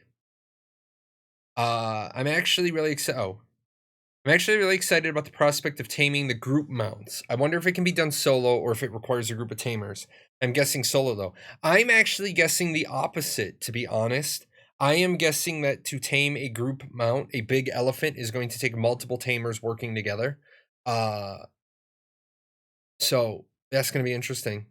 I do like the idea of the group mounts. If you guys missed the mount, are we still on the mounts video? I do apologize. There's no video this week. Yeah, video last week was on mounts. I did talk about the group mounts a little bit. I do apologize. There will not be a Ashes video this week because I was on vacation and then I have oral surgery. I have oral surgery tomorrow. If my oral surgery goes well, I'm not going to try to rush a video. What I'm going to do is I'm going to start prep work for the creative director's letter. And then I'm going to prep shows and spend time with my kids and make sure that they're settling back into school after our vacation. So my youngest goes back to school on Thursday, so I need to get her prepped. My oldest is starting the second quarter. So we need to see her grades. She's an A student though. I know it's pointless to talk about lore. No, it's not. We know a lot about the lore. People just aren't happy that the lore isn't in a easy to digest, bite-sized format, but I can talk a lot about the lore. But do you know if there will be any famous NPCs, or will steer away from that and keep players the main focus? There are important NPCs in the game. So yes, there absolutely are. I am interested to find out how they're going to do that and where they're going to be. But yes, there are going to be important NPCs. I did see one game do this really well. It was called Atlantica Online, and the NPCs moved around the world. Now, they moved around the world, but Atlantica didn't have player-driven or player-structured towns. But I definitely could see the NPCs roaming around the world and taking up positions around the world in places that they're needed. So I wouldn't count that out. That could definitely, because remember, and I'm going to use this one. All these black dots are the nodes. There's at the center of civilization. You can tie multiple dots to an NPC. So you could have like a 6. Hold on, let's Bob Ross it up. I don't really like this one for what we're doing. We're gonna Bob Ross it. You. No, I don't want to save, but I do want to save your eyes before I put the screen on. So what you're kind of saying is, how are you gonna do? How are you gonna do an NPC? Well, since I don't have, I'll do a stick person. Do not criticize my art. I am not a mist. This guy's happy. He's happy because Steven gave him a top hat. And so you got this guy. You know what we could do? Good. Goggles. They're really happy. That's not a sun. A cog. Like the ones on my hat. There we go. So that guy's really happy. Yeah, I nailed it. So now what you have is you have, we want it to be orange. So you have these 5 nodes, right? And you have this NPC, and he is relevant to your story. Well, in a lot of places, is that a mayor? No, that's just an important NPC. We gave him steampunk goggles and gears on his head. They look like suns. So what you could have is, instead of a world where this NPC belongs to this singular node, like you get Orgrimmar, you know, what you have is this NPC goes to the first node in this area that hits level 4. So this one hit 4 first. This NPC won't go anywhere but here because they're level 4. Now this node gets sieged, right? And then these all start fighting. And when the new one hits level 4, this NPC goes over there now. I am 100% against your NPCs being in 2 places at one time. I hate that. I hate that Prey Return to the Walking Sands. I mean the Rising Stones. I mean, yeah, pick a spot to live, bro. Pick a spot to live. Let's see. I have played Lineage 2. I didn't really like Lineage 2 when it first came out. I was playing Final Fantasy 11, and then I tried to do Final Lineage 2 last summer to gain insight into Steven's mind, and I can't do it because of the graphics. I hate to dismiss the game because of the graphics, but I gotta have me some graphics. Can you extinct an animal? You cannot extinct an animal, but you can extinct roaming animal herds. Roaming animal herds are a type of gathering node. They're a type of gathering spot, a gathering spawn point. You can extinct that herd. So just like you can have a silver vein that has multiple strikes in it of silver, and when you finish mining it out, it's gone. There will be herds of animals that you kill, skin, cook, and that herd goes extinct. Although it is possible that if you leave that herd alone for a while and you don't wipe it out completely, you leave a couple of them alive, it may repopulate. I doubt that though, because then silver wouldn't like regenerate in the node strike point. But it's a good question, and it's something we're going to have to wait for. The group mounts could go through the idea of taming a younger animal that'll grow into a group mount. It absolutely could. It absolutely could. Or group mounts could be a special unlock only in animal husbandry. So you have to start with small elephants and you have to breed them into legendary elephants. That's also, you know, it's also possible. This is kind of late, but I went to a bar where the entrance was through a walk-in freezer door in a restaurant's kitchen. There was a spy.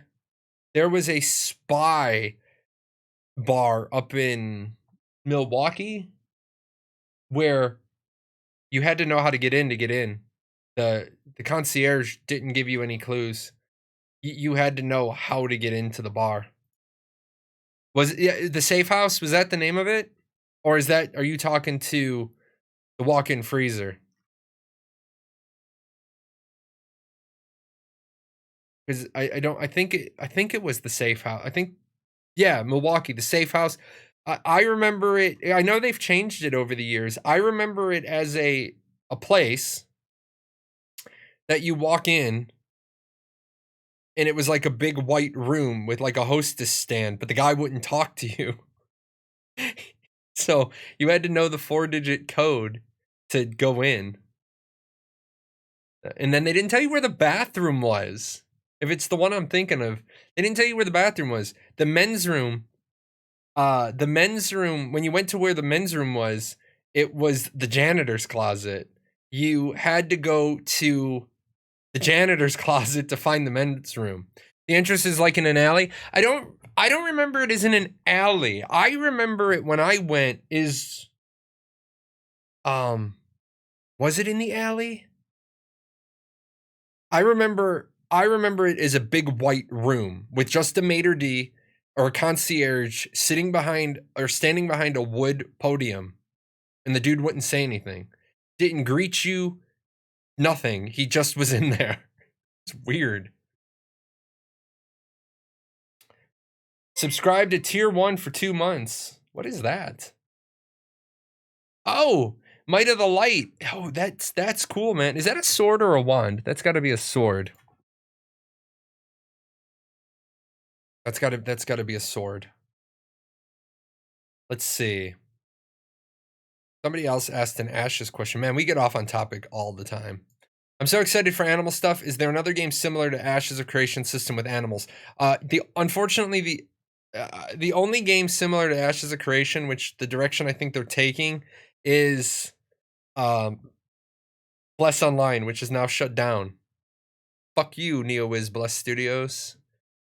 Way to scam people with your game that we're revamping for the Western audience. Give us money so that we can complete our Xbox game and then shut down the Steam version. And yeah. Speaking of NPCs that move, Lineage 2 had a point where you'd craft sealed equipment and he'd be the only one to unseal. He'd move around to different open world dungeons every 30 minutes. Yeah. What am I thinking? What am I thinking? Atlantica Online had like the book guy who would venture around and you'd get all these books, but you'd need to trade them for the ones you're trying to level. And he would move around on you. Atlantica Online is actually a really good game. It is a really, really good game. You just have to realize it is heavily pay to win. But if you have nothing else to play, Atlantica Online isn't bad to check out. It's a turn-based combat game. A lot of people don't like it. But I mean, I thought it was good. I thought it was good for the time we played it. My wife enjoyed it. Happy wife, happy life. Happy dude, happy mood. Don't want to play WoW. Feel like the ketchup. Don't want to play WoW. Feel like ketchup the entire time. People got mad at me the last time I said this. Actually, I had to ban somebody. I'm not shitting on your game, guys. I'm not shitting on your game. I'll say it again. I'm not shitting on your game. I played WoW in I played WoW at launch. I didn't like it. I went back to WoW in Wrath of the Lich King because my wife wanted to become a gamer. I thought WoW Wrath of the Lich King was good. I thought it was good. I got my commission. I went to OTS. I didn't have time to game. I went back to WoW in Mists of Pandaria, and I hated it. I hated the changes they made to the game. I felt like it was a completely different game. I'm not saying it's a bad game. Okay. I'm saying that when you've played it and you play a later iteration of it, it's different. It's just like Star Wars The Old Republic. I played it at launch. I went back to play because I was bored as shit after ArcAge. My ArcAge career ended. I was just looking for a game to play to have fun. Star Wars The Old Republic is an amazing game at launch. I don't understand why they dumbed it down to where I think my 7-year-old could understand it. You don't even need friends. So you don't need friends in WoW. You just need one friend and then your 2 pets. That's not an MMO. Now, with that said, for Star Wars The Old Republic, that works because if you guys are bored and you're a Star Wars fan, if you're a Star Wars fan, Star Wars The Old Republic is an amazing game. The storyline is amazing. The choices are amazing. The voice acting is amazing. So I say that. Now, I did see an amazing thing that tells me who's more fanatical, Star Wars fans or Star Trek fans? Anybody? Who's more fanatical, Star Wars or Star Trek fans? Ark has a good taming and breeding system with mutations and stuff like that. It can be a little simplistic, but it's the only game of solid taming. You know what? Ark. I may play some Ark. I do have Ark. I got Ark for free. Star Trek fans are more fanatical? Is that what you're telling me? Leverage is telling me Star Trek fans are more fanatical. What do you guys think? It'd be cool if somebody opened a Star Trek world. It'd be cool if like Universal and CBS got together, since CBS isn't likely to open a theme park, and let them rip out a part of Universal and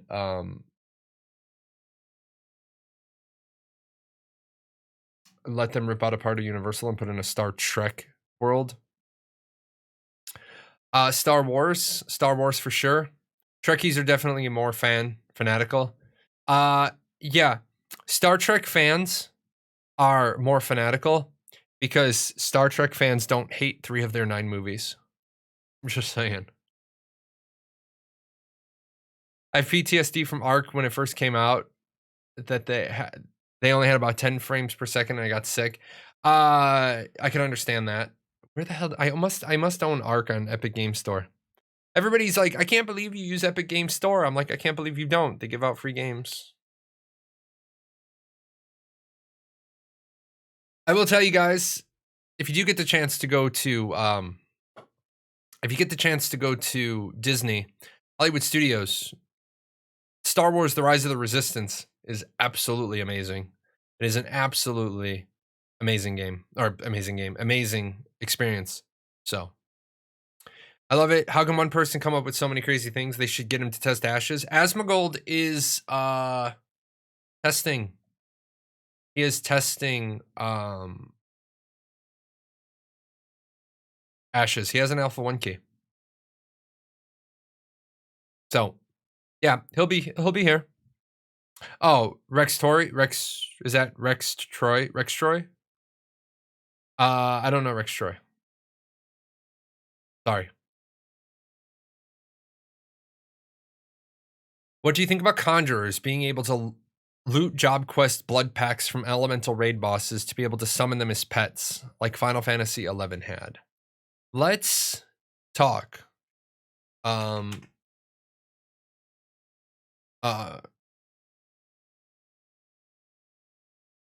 Let's talk Final Fantasy XI summoners real quick. Hold on, my wife needs a $20 bill. I have to tip the neighbor kid who took care of my animers and my trash. I believe $20 is a fair going rate for keeping my house checked.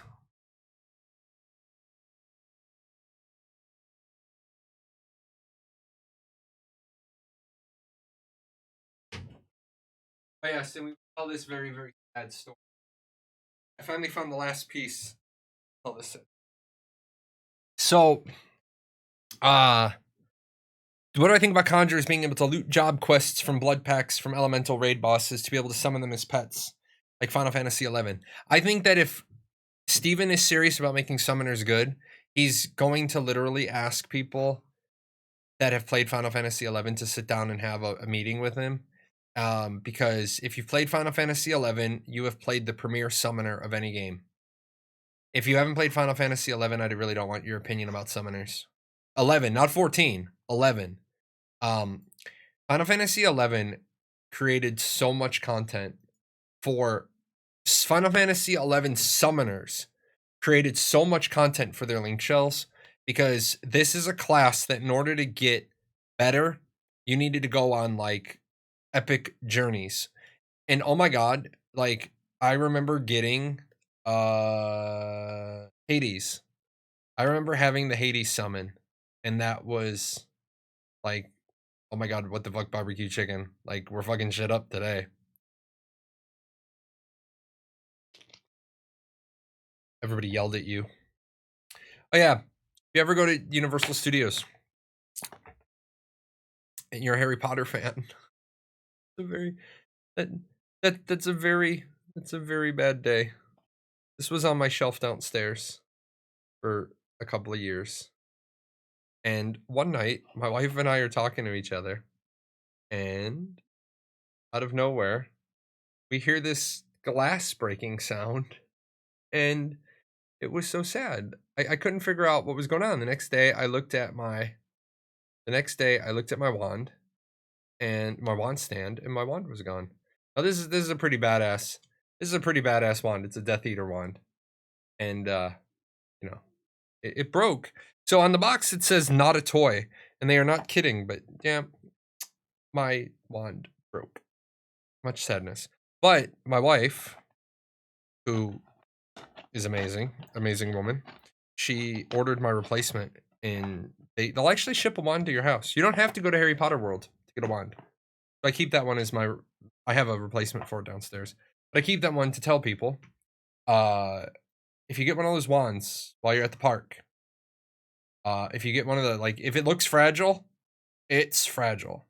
I recommend if you have small children and you're at the park, spend the $20 extra, get the interactive ones, because the interactive ones have a more solid core.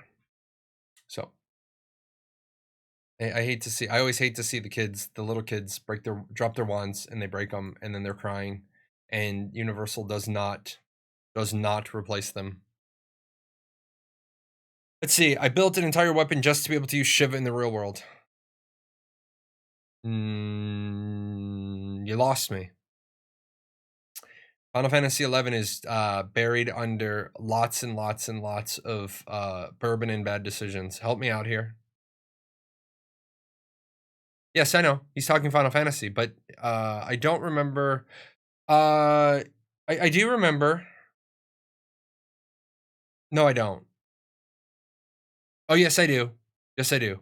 It's coming back to me because Shiva wasn't one of the basic ones. You had to do the shenanigans to get her. What do you think will be the extent of sea content in Ashes of Creation? Will there be tons of barren islands and wide open seas, or do you think that there would be stuff to do? I think there'll be tons of stuff to do. Steven has already said, he's already told me that he wants to ensure that the oceans aren't barren. He wants there to be krakens and leviathans and pirate ships. Hey, no, don't growl at me. So yeah, I think there's gonna be plenty to do. Jahlon, I don't get much Twitch time at the moment, but please keep making great content. I listen to your Ashes videos on my drives to and from work. Yes, that is excellent. I'm glad it works. I do apologize to all the people if you're listening to this. I do use a lot of graphics in my show. I sat down while I was traveling and I said to myself, how do I make my Twitch show more podcasty? And you know what I came up with? I don't. Unfortunately, I do a Twitch show. I put them on YouTube. The YouTube, the podcasty stuff is podcasty. Unfortunately, I do apologize to you. Sometimes I'm talking about stuff with a visual. One person asked me if I could timestamp every visual that I put in the show, and I was like, no, I can't. I'm sorry. I would need to pay a person to go through and timestamp my videos because it would take about 2.5 hours. I don't have 2.5 hours spare disposable a day. If I am green and I am attacked by a player, the only way for me to okay. If I am green and I am attacked by a player, the only way for me to avoid becoming corrupted is to not fight back. False. That is incorrect. If I fight back and win, I will become corrupted. No. Because if you are green and you are attacked by a combatant is purple. If you get attacked, that person is purple. If you are green and you get attacked, that person is purple. Now, if that person's already red, you don't even have to flag up to fight them. If you are green and you get attacked by a purple, if you flag up, you also become purple. So,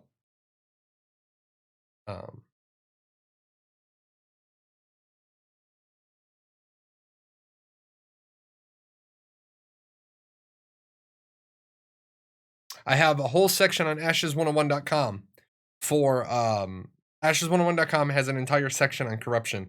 Spells it all out. Okay, buddy, your claws are really hella sharp.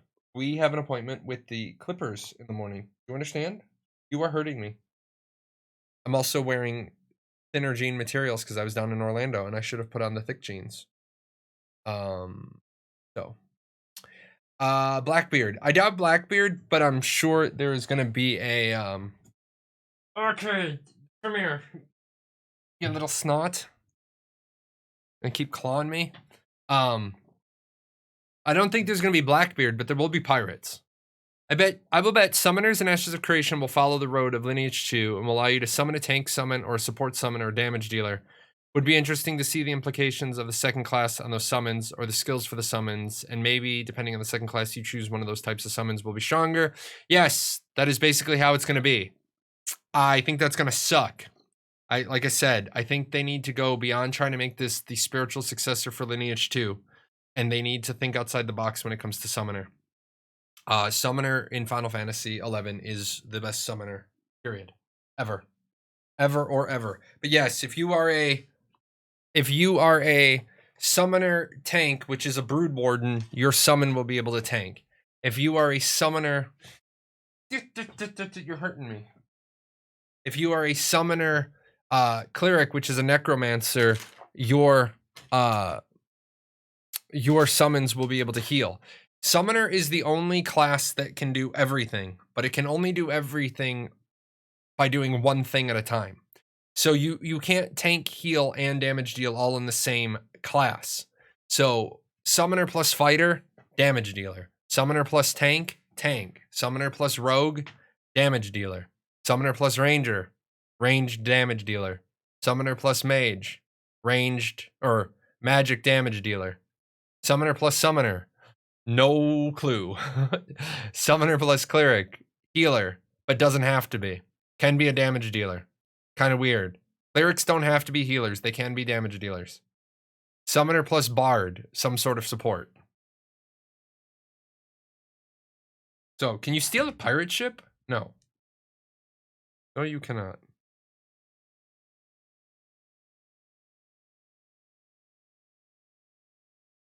Oh, that one felt good. Being in the military, I'm sure you can understand having a good YouTube video to listen to on those 2-hour weekend or drives. I'm retired, but yes, I do remember. But I never had 2-hour drives. I usually had 6. When we had long weekends, I would usually put my kids in the car. Okay, you should not scare the hell out of yourself with your own Halloween decoration. Many times is the hell out of me, but he turns. He scares the hell out of me. But no, I usually didn't. I usually didn't drive 2 hours. I usually would take my kids. Like when I lived in Kansas, I'd go to Branson. When I lived in Ohio, I'd go up to see my dad. And when I lived here, we go to Branson. Branson is cool. If you guys are in like the Midwest and you've never been to Branson, Missouri, it's a pretty cool town. Players can practically be pirates because of the caravan system across the ocean. Yes. That's it. It was a weapon quest so you could keep Shiva out all the times and still regen MP, much like you could with Carbuncle if you had Carbimits on and a high quality light staff equipped. Yes, now I remember this. It's coming back to me. Because if you guys didn't know, in Final Fantasy 11, you didn't keep your summon out. You sort of spam rotated your summons in and out to do things. Like if your healer was slacking, you would call out Titan to give everybody stone skin. So yeah, it was a good time. When are you getting your pole to match the hat? Man, that ain't even cool. This is a steampunk hat. Got the steampunk wheels right there. I'm gonna get the goggles next trip, and we're just gonna do like, you know, orange metallic face paint. We're just gonna do the robot. I'll get a robot voice changer. We'll do the whole show as a steampunk robot. Think there will be games, parlor, or casino. So there are games of chance. Games of chance are in my Caverns video. Let me grab that for you. I did try to reply to people as much as I could while I was gone. While I was gone, I did try to answer people. I do feel bad. Somebody left a comment, and I was in line, and I had I had the shakes from having gone on Hagrid's because I kind of tweaked my back. And then I felt horrible because instead of hitting reply, I hit delete, or reply, I hit remove. and I removed their comment, and I felt like a shithead. I was like, I replied to him. I was like, okay, I got your question. I got your question remembered, and I feel bad. But here's your answer. Luckily, they had already left. Luckily, they had already left a comment. So I'm hoping that the comment queued. I'm hoping that the comments queued back to them because it was on the original one. I felt bad. I need to. I do need to get a little bit better when I'm on my phone with the respond stuff. With that said, I did respond a lot. It was good effort. Yeah, I will be honest. It was harder to respond because the days at Universal are longer and the rides are rougher. The rides are rougher. I'm not gonna lie to you. This was probably, I said last year that was probably one of my last years doing the roller coaster junkie thing. I don't want to give up doing roller coasters because I still have a 7-year-old. I still have one more. I have one more kid who's gonna grow into roller coasters. But I was older when I had my youngest. Bad planning on my part. But I did every ride except I've never ridden. I've never ridden the Rip It Rocket ride. My daughter doesn't like it. One of the other adults went on it with her in 2018. She never asks to go on it. I'd go on it with her one time. I will do every roller coaster the teenager wants to do one time. But we did Hagrid's 3 times. Gringotts. We only did Gringotts once. Oh, I did Gringotts twice. My teenager and I did Gringotts twice. Yeah, I saw where you were going with that. Rough Riders was the chant for my first basic training flight, so I kind of knew where you were going with that. But yeah, call me Kin. I linked a video on taverns. I talk about the games of chance in that video. Games of chance in casinos were supposed to be a thing in Ashes of Creation. However, I don't think Steven has a solution for the EU laws. EU laws are pretty. The EU laws are responsible for why Arcade had to take their casino out, and here's why: because the argument is made that even though it's in-game currency, the currency can actually be bought and sold. Like, they recognize the fact that there is a market for buying and selling gold. And so unless you can say that there's no way for somebody to gamble online and make money in the real world on it, you can't have a casino. Now, I've done a little bit of digging on this. I don't know how all the different games are doing it. I simply don't know. It's not like I can call up like 1-800 like Activision and Woodchip's a beast, man. It's not like I can call up these companies and be like, hey, can we talk about how you're not breaking the EU law? Some companies, they have explained why they don't have their casino. Tryon outright said, our casino had to go out. We couldn't figure out a way to put it in. Although it was always great when Tryon would push a patch and the casino wasn't disabled. And then you could go in there with your coins and actually bet. And then Final Fantasy actually disabled, or they actually created the Golden Saucer with non-tradable player currency. So they didn't have to worry about saying you have online gambling because nothing that you can ever obtain from the Golden Saucer can be traded. So there's a couple options there. Summoners have the potential to be the most multiphasic class. True. Do we know if there will be a jack of all trades but master of none? Yes, that will be the summoner. The summoner will be, well, no. The summoner will be the jack of all trades and the master of one. Summoner will master one thing at a time. The summoner will not master everything at one time. So, just remember, guys, that saying goes, jack of all trades but a master of none, but is still better than a master of one. I'm big on the history of the full sayings. Like, people always say blood is thicker than water, and then that makes you say that you're supposed to choose family over non-family. But that entire quote is actually, the blood of the covenant is thicker than the water of the womb, which actually tells you that the friendships that you choose are more important than the family you're born into. We like to take little bits and pieces of quotes and sayings and change them over time. And then when kids read old literature or they get told old stories, they think the moral of the story is something other, because we don't do a very good job educating our young ones. We don't do a very good job of preparing for the future, and then all we ever want to do is bitch about it. So keep in mind, there's like the list of proverbs that have changed over time. Look them up. Do something useful with your time. Put down the porn. Put down the porn for 5 seconds. Expand your mind. Let's see. Wow, you're still on. I went, ate dinner, put my son to sleep, and I get more Ashes talk.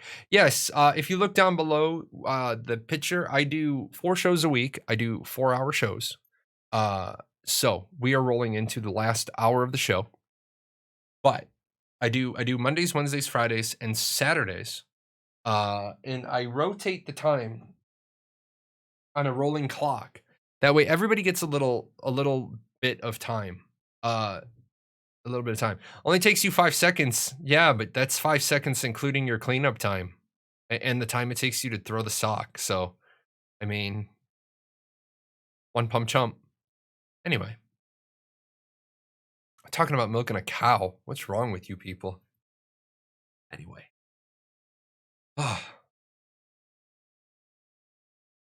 I need more cowbell.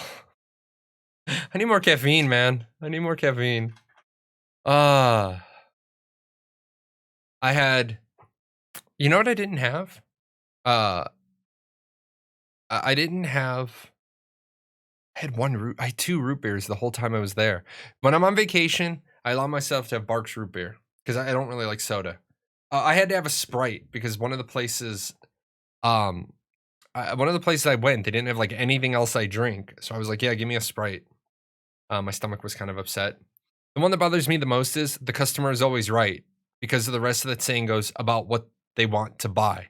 It has nothing to do with customer service and everything to do with manufacturing what is actually selling. Yes, exactly. Yes, exactly. You know, and that's I um I like to think that I like to think that the the quote I came up with or heard or refined. I'm not saying this is a completely original idea. I am saying that I think this one is like become mine. I don't anymore. I'm not 100% certain if this is mine, but it's when we accept bad customer service, we come to expect bad customer service. Like, I will complain about you if you suck. If you suck ass at your job, expect me to complain about you. And I'm not just going to tell the manager that like this is just a shitty employee. Like, I'm going to give you an example. I said earlier in the show I'd give this example because I was at the Chocolate Emporium, and both days I was there, the food was amazing, the milkshakes were amazing. The staff that found this hat boxed it up. They don't have hat boxes, so you're buying an expensive hat, an expensive prop hat, and you I'm like, yeah, I'm getting on a plane. The guy actually went and found me a box in back that was exactly the same size as the hat, but then he wrapped it in an amazing bag. I mean, this is not like a $12 like cheap hat. But when we checked in, when we tried to check in for the restaurant, we didn't just have reservations. We had reservations for a specific servers section. So we actually walked over to the restaurant like 20 minutes before our reservation time. My wife walked up and tried to check in, and the guy wouldn't let her. Actually, no, I take that back. We were there like 40 minutes early. My kids were kind of beat from the park. So we got back outside after finding the hat, you know. So my wife tried to check in 40 minutes early and say, hey, we're like 40 minutes early, and the guy didn't want to hear the rest of the expression or the rest of the statement. She's like, hey, we're here like 40 minutes early, but we have reservations for a specific server's table. Now, let me explain why that piece is important. They only do a 3-table rotation on their servers. So although our reservation is at 4 o'clock, if Barbie's section has a table clear out at 3:50, you want the people that have the 4 o'clock reservation to be on the list because you're sitting them there. But if you don't check them in and you're just like, fuck off until the top of the hour, now we're waiting, we're waiting. Well, the guy up front, I don't mind if you want to tell me that it's going to be a longer wait because we're asking for a specific server, even though it's on the reservation. I don't mind if you want to tell me that. But when my wife is trying to talk to you and you don't maintain eye contact with my wife for the whole sentence and you just start looking down, that's one big no-no for me. You turn your back on my wife while she's speaking to you and there's the shit behind you isn't on fire or there's not incoming enemy fire, you and I are going to have a problem. The only reason why I didn't complain about the guy, and I'll tell you, the only reason why I didn't complain about the guy is I wanted to give Carla and Jason in the Toothsome Chocolate Emporium gift shop, I wanted to give them a positive review to the manager because I think a positive review is more important than negative reviews. But had nobody else done anything that impressed me, you can bet your ass I would have complained about the guy out front. I would have been like, dude, you suck. You suck at your job. You shouldn't be the guy out here. And we talk about it on the show a lot. If you want to be somebody who makes good money, then do good work. You said you want to be a cleric main, but what about the second archetype? I know that we know second to nothing about augments. Just what sounds like your playstyle. I don't know, man. I absolutely don't know. It depends. It depends on, I can't even begin to tell you. Templar, Apostle, Shadow Disciple, probably. Oracle, Shaman, High Priest, Scryer, probably. The only one that I can cross off the list is probably Protector.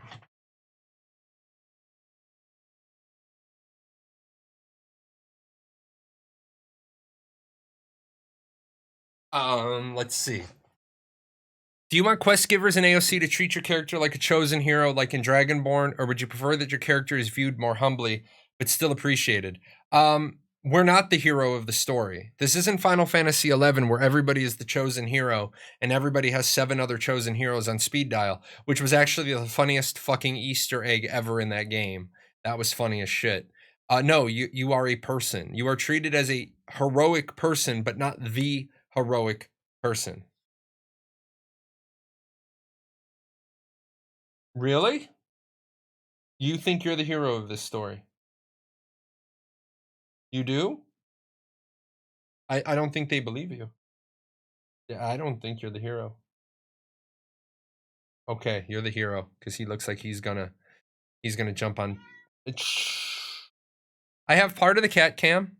I have the 9, or I have the 3-meter cord, so I can move the camera. I can move the camera around. I just need to figure out. I need to talk to some professional streamers and talk to them. I want to kind of talk to Margaret because she's got a nice camera setup. She does too. You're just jealous. Her cat shows up on the stream. Okay. Sorry guys. He's a chatterbox today because I just got home. I want to get a better camera.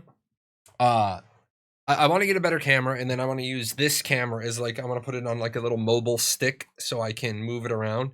That is on the list of things to do.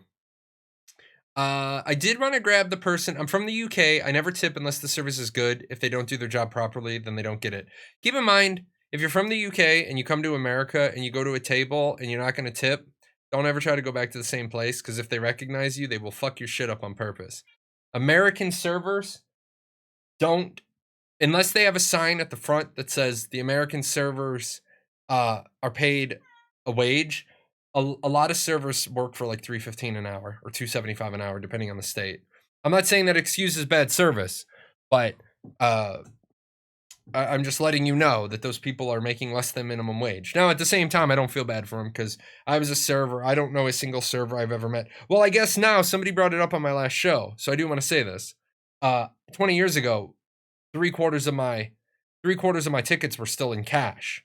About 20 years ago, I was only doing about a quarter of my I was only about a quarter of my my stuff was on the credit card. So I basically declared my credit card tips and then $1 more. Now, positive feedback in customer service is so rare. You always hear the bad, but you rarely hear the good, and that can jade views so bad. Yeah, it also, I think what happens is, um, what happens is, um,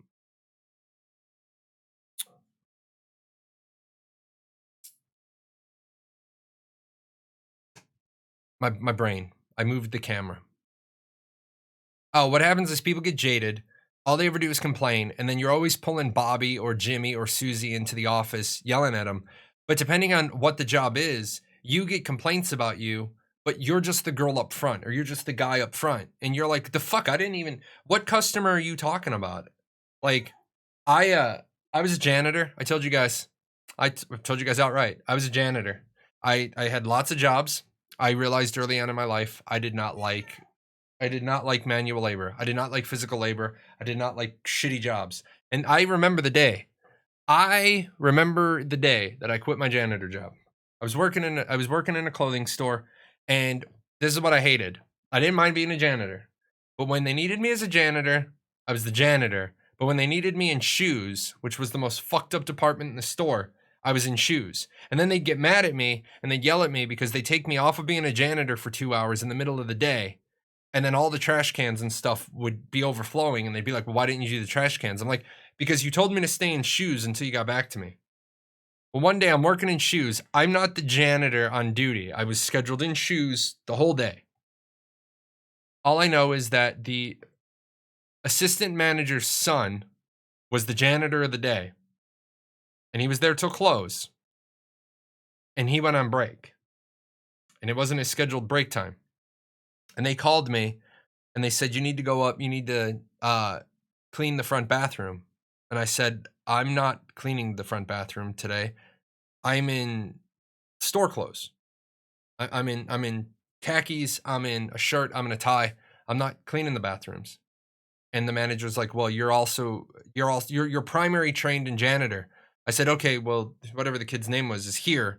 He's on break. But he just went on break, and now I just have to clean the bathroom.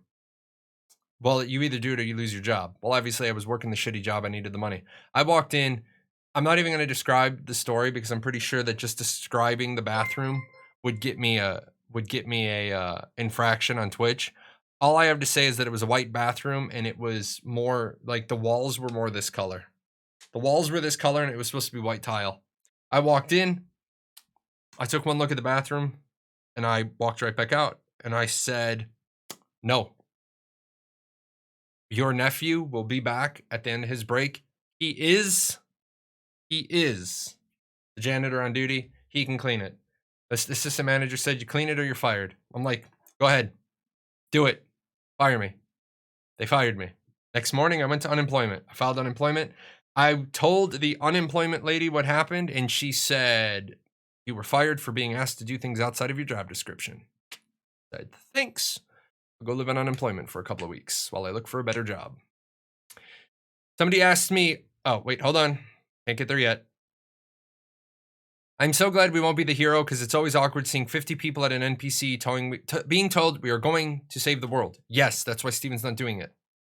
I find giving positive feedback almost always gets you something for free. Depends. Depends on where you're at. Depends on where you're at. Disney doesn't really do anything for you. However, Disney has what's known as the magic moment. I don't know if they're still doing them right now, but I have had, I didn't have an employee do a magic moment, but I came in, my daughter has special needs. You guys know that. My little one's special needs. She lost her ears. Couldn't find them. And of course they were like brand new. So some father probably picked them up, dusted them off, put them on their kid and said, here we go. The guy looked and you could see my daughter was upset. And he just wrote her a voucher for new ears. Disney will do that. The only problem was that we had to go back to the Magic Kingdom to get the damn ears because it was the headband ears, which they don't do anymore. It was the bows, the headband bows. They were amazing. They don't do them anymore. They probably don't make as much money on engraved ears. How much do you think a good tip should be? Okay, I'm gonna be a little radical here with tips, guys. I'm gonna be a little radical here with tips. And if you're a server, then I'm sorry, but you need to hear this. So somewhere in my life, I started off where 10% was a good tip. Okay, 10% was a good tip. Now, it depends on the establishment, it depends on the restaurant, it depends on your tables, it depends on what you're doing. So 6 turn 1 at a steakhouse usually doesn't happen. You usually don't have 6 tables in a big name brand steakhouse. You usually have like 3 turn 4, which is 3 tables, and you expect to turn them 4 times a night. You expect to seat 12 tables during your shift. Okay, so that's when I say X turn whatever is how many tables do you simultaneously have, and how many times do you expect to turn them in a night? So generally, if you're in like a steakhouse or something, you're gonna have like 3 or even 2 turn, maybe 3, right? So that's how many you're gonna have. Like, so say we're gonna do 3 turn, we're gonna do 2 turn 3 for 6 parties a night. Because of the 2 tables, the one-on-one service, the glasses should always be full, the drinks should never be done, the tables should be constantly being intermittently bussed, appetizers plate should be coming off the table as soon as the appetizer is done, things like that. I expect the tip from people in a restaurant like that to be in the range of 20%, because those wait staff are usually busting hump for you, but you're paying for it. You're paying for like a $40 steak. You're paying for like a party of 6 is going to be like a $240 meal. Yes, plus drinks if you're drinking from the bar. But those places you're usually being taken care of by your wait staff. Now, I'm going to be honest, if you're in a place where if the steak is above $25, $30 and the service you're getting is shit, but it's bona fide shit service, that's just when you look at a member that's not your wait staff, and this is the fastest way to get your shit taken care of. Look at a waiter that's not your waiter and say, excuse me, and the good ones are going to stop and look at you, and they're going to listen before they talk, and you're going to say, can you please send a member of the management team over to my table? Or can you please have the manager come to my table? That's the international sign for your waiter just fucked up at a high-end restaurant. The manager doesn't have time to come to your table. The manager is willing to come to your table. The manager didn't train all these monkeys because he wants to come to tables. So when another waiter says, hey, table 2 in Jahlon's section is looking for a manager, and it's not Jahlon telling the manager, hey, I got a table. That's bad. That's bad. Now, with that said, if you're at fucking Denny's, okay, I'm gonna be honest, I was a Denny's server. If you're at fucking Denny's, I'm not tipping you 15% at Denny's. If you're getting 15% from me at Denny's, you were the fucking rock star of service, and I'm actually gonna like look at you and be like, why are you serving tables at Denny's? Now, at the same time, I'm gonna tell you, I made more at Denny's than I've made at high-end steakhouses, just because you have 8 turn 7, so you have 56 tables in a day. So, with that said, keep that in mind. In Canada, most have a minimum 15%. Unless they screwed you over, then the food is probably going to be free if it's a big chain. Yeah, let me tell you. When somebody said most servers make way under minimum wage, but management's excuse is they make it up in tips. That's not management's excuse. Let me hold up. That's some bullshit right there. That's not management's excuse, because number one, I never made minimum wage as a server, but I always made way more than minimum wage as a server. I can't count on more than, like, I only need one hand to count the number of nights I went home with less cash in my pocket than double minimum wage. Shit, I was pulling 220 a night at Denny's 20 years ago. You just be nice to people. You treat the customers at Denny's like they're good people, because what the fuck do you have to do to bus at Denny's? You have to bus your own tables unless your Denny's has a busboy. Who fucking cares? You're motivated to scrape, clear, do side work, wipe down, because you want your table to be seated next. All you want to do is get those sit, eat, and get out. You want the people at Denny's sit, eat, and get out. I only want 10%. Don't fucking talk to me. Don't ask me for shit. Don't ask for ketchup. Don't ask for ranch. Don't ask for mayo. Don't ask for a steak knife. Don't ask me for shit. This is Denny's, man. This is Denny's. You're not asking me for shit. Just get sit, eat, and the fuck get out. You want coffee? You want coffee to go? I'm not supposed to give you coffee to go? Why the fuck not? It's a styrofoam cup. Hey, you know what? I gave 27 people coffee to go today. Guess what? I'll pay the whatever. I'll pay the $10 in styrofoam cups. You can take $10 out of my. Here's $10. Why? Because it added fucking dollars to my tips. So, with that said, 20% if you're at a high end place, 15% at your medium range place. Here's what servers need to realize. I don't give a fuck what the bottom of the receipt says. Just so we're all clear. I don't give a fuck what the bottom of the receipt says. It's cute that restaurants are now putting 15, 18, 20% on the bottom of the receipt. It's cute that restaurants are only putting 18 and 20% on the bottom of the receipt. Guess what? You won't have a calculator with you every day. Oh, but shit, I do have a calculator with me. I can figure out 10% of any bill, because it's, guess what? Move the decimal point. Also, don't assume that I'm going to leave you a tip. I do want servers to hear this. Servers, I want you to hear this. Anything I give you over the bill, that's your fucking tip. If you suck ass as a server, I have like kind of like an hourglass running in my head while I'm sitting there. How long did it take you to get there? How long did it take you to get the drink order? Did you fuck up the drink order? Do I get bread at this restaurant? How long did it take you to get the bread to my table? Did you fuck up my my appetizer? Now, I saw somebody say, don't blame it on the wait staff for the kitchen messing up. And we're going to talk about it. We're going to hit that. Did you fuck up my appetizer? Did you fuck up my salad? Did you fuck up my soup? Okay.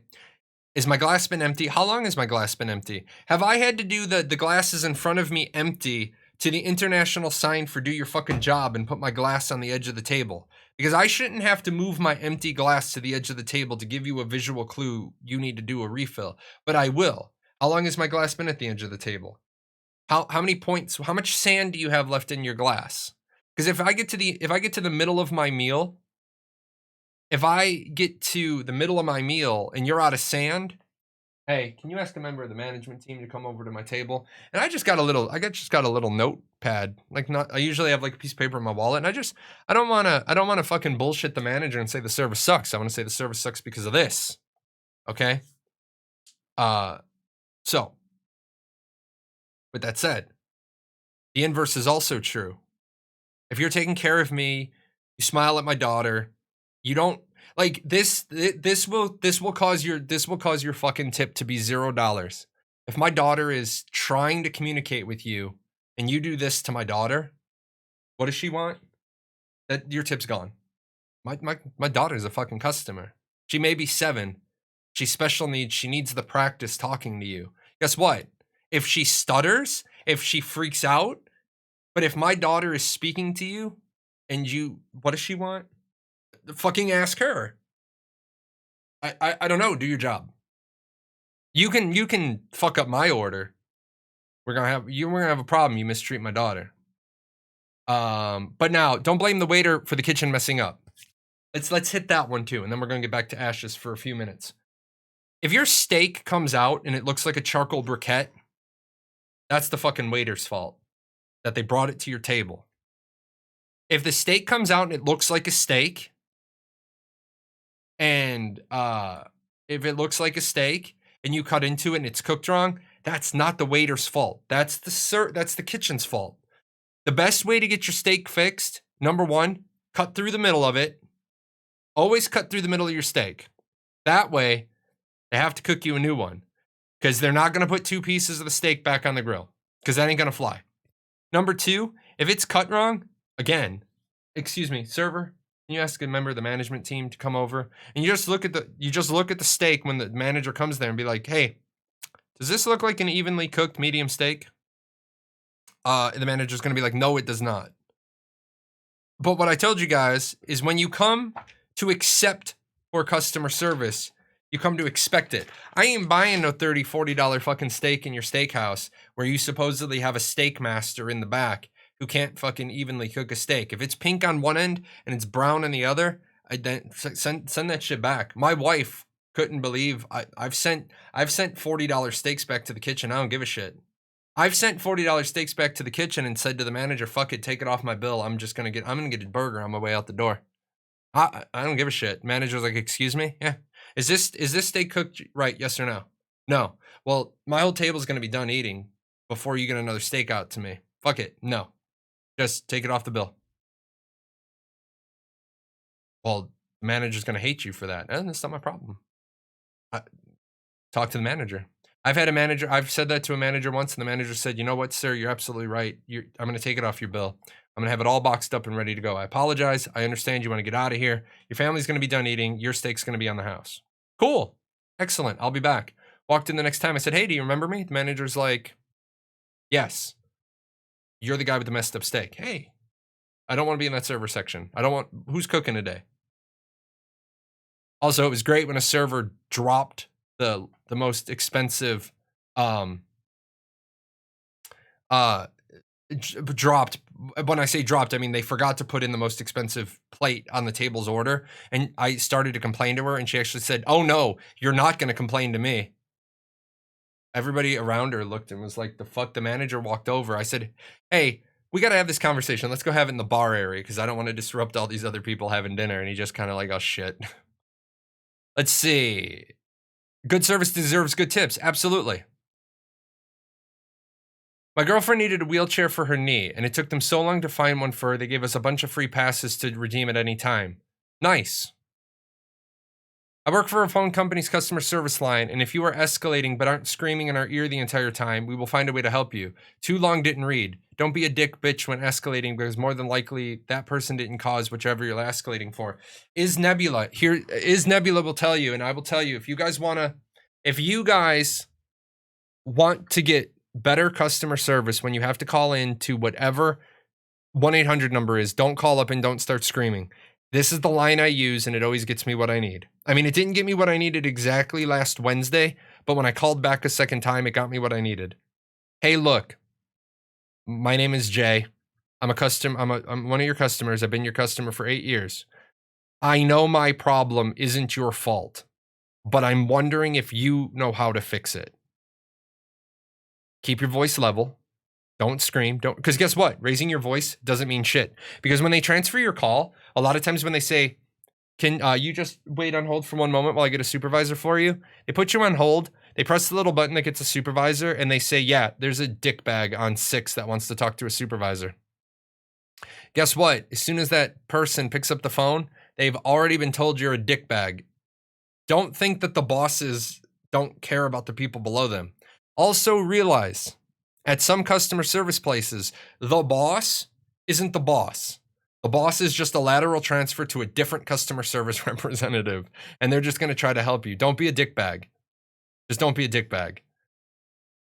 Don't miss your no. If it's the person's fault, okay. If it's the person you're talking to's fault, then be like, "Look, man, you're a fucking idiot. Give me somebody else." Let's see.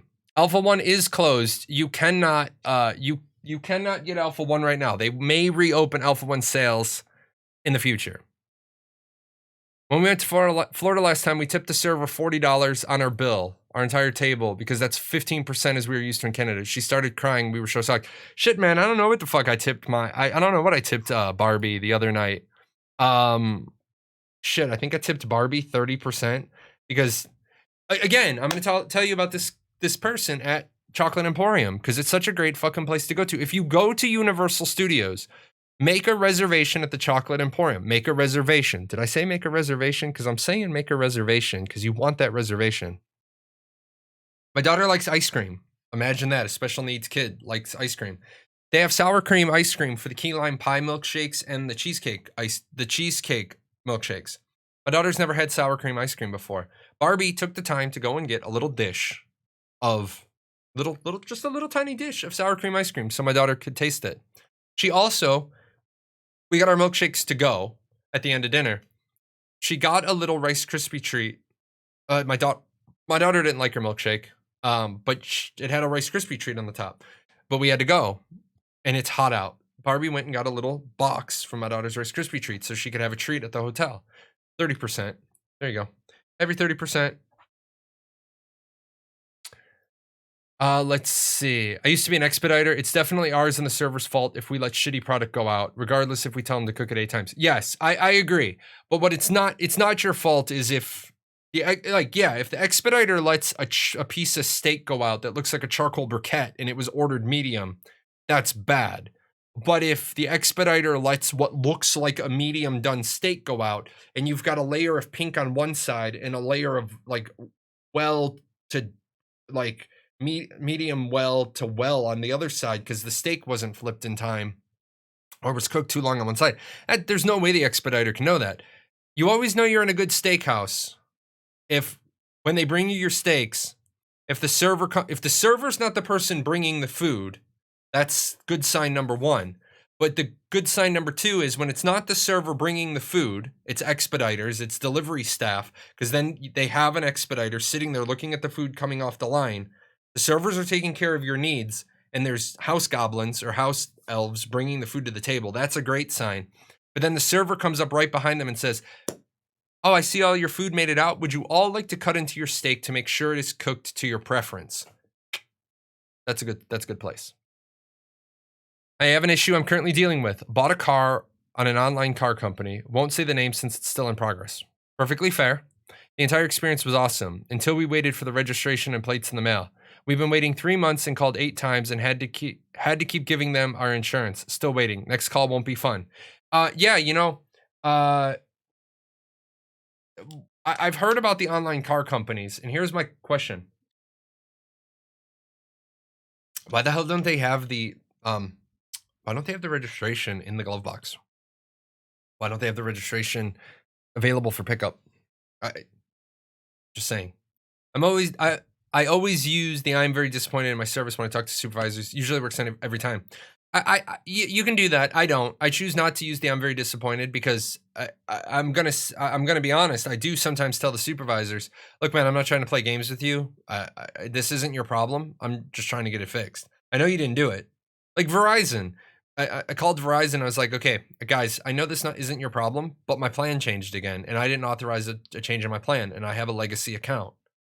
And they're like, "Well, we no longer." Yes, you do. Look up the notes in my file from this date. I have a little date thing from my Verizon. Look at the notes in my file from this date, and it is going to tell you that when I was sold my account, it is a legacy account. It cannot change without my written approval.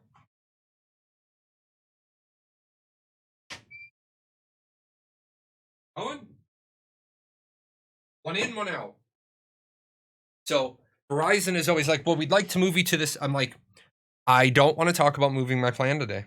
And they're like, "Well, we think I do not want to talk about moving my plan today." And they're like, "Well, you can't." I said, "I know what I can do. I have the original contract. You guys fucked up and you put me on a legacy contract. I don't want to change it. Well, it'd be cheaper for you. Shut the fuck up, because you're not calling me out of the goodness of your heart. You are not calling me out of the goodness of your heart to save me money." They tried to tell me, "You can't add any additional phones to this plan." Yes, I can. Yes, I certainly can. I'm allowed to have up to 10 lines. Yes, I have the old unlimited plans. I said I'm allowed to have up to 10 accounts on this line. That's what the contract says. It says I can add or remove lines at any time as long as my line doesn't leave the plan. And they're like, "Well, we would like you to." I don't care what you would like me to do. I said, unless you put into my contract that you are going to continue providing me the phones with the plan, then I don't need to do anything. And every time I have to upgrade a phone, they turn around and they say, "Well, that phone's not eligible." Yes, it is. Look up my plan. And I finally talked to a customer service representative. I said, "Do you guys know why you're losing market share? You're losing market share because you treat people like this." Let's see. I have a question about hybrid combat. Back to Ashes of Creation. In Guild Wars 2, a ranger using action cam could aim their shots, but if they targeted someone with their shots, would automatically shoot towards the target. Do you think AOC will be the same, or will you need to aim every shot? Ashes of Creation, if you go to ashes101.com, I have an entire section on combat that is known for what we know, but you will have abilities that are tab and abilities that were action. Action abilities have to be aimed manually. Tab abilities will automatically fire. It is not like Guild Wars 2 where you hit Z and whatever the key is. I think mine is Z. Where you hit Z and you switch camera modes from tab to action. Your ability is this, so it's this. It is tab, so it goes tab.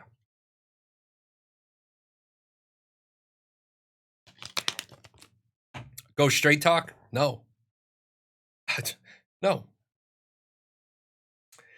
I hated working telecommunications. I will not let myself screw people over, especially a granny that wants to talk to her family. Yeah, I know. That sucks, man. I think they mean more basic weapon attack. Basic weapon attack. Basic weapon attack is action. Everybody's basic weapon attack is action. So, it is cone in front of you. Although we have not seen the Rangers' basic action attack in front of them. We were told that they're all action. But that might have been for melee weapons. Let me... We can turn this one off. So, oh, and I love this new plugin. So for melee abilities... The birds, man, what are you doing?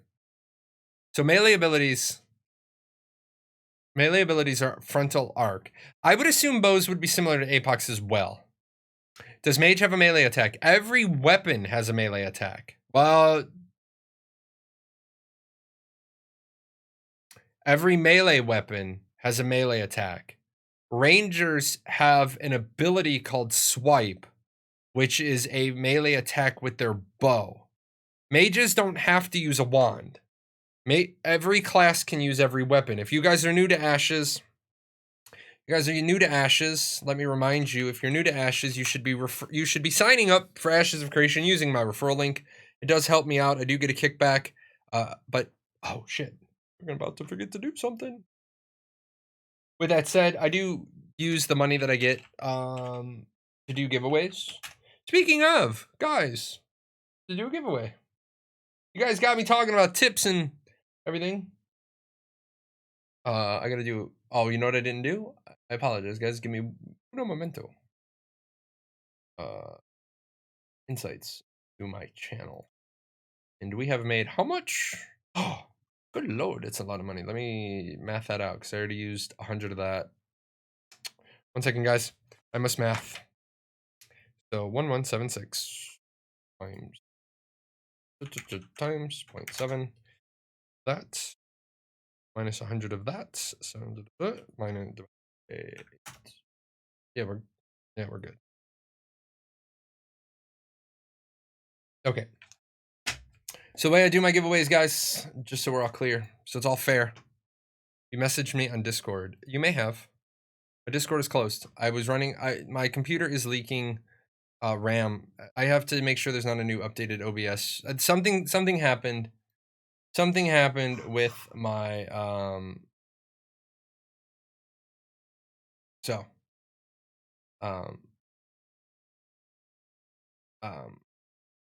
something happened with my computer.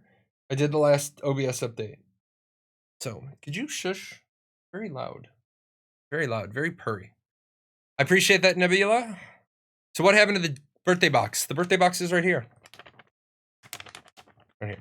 I don't have Streamlabs OBS. Neither should you. Streamlabs OBS is Garbo. Streamlabs OBS is Garbo because you can't use like 95% of the plugins. If you like Streamlabs OBS, just get regular OBS Studio or OBS Live, and then you can use all the cool plugins. But with that said, where is my side thing? Sorry, guys.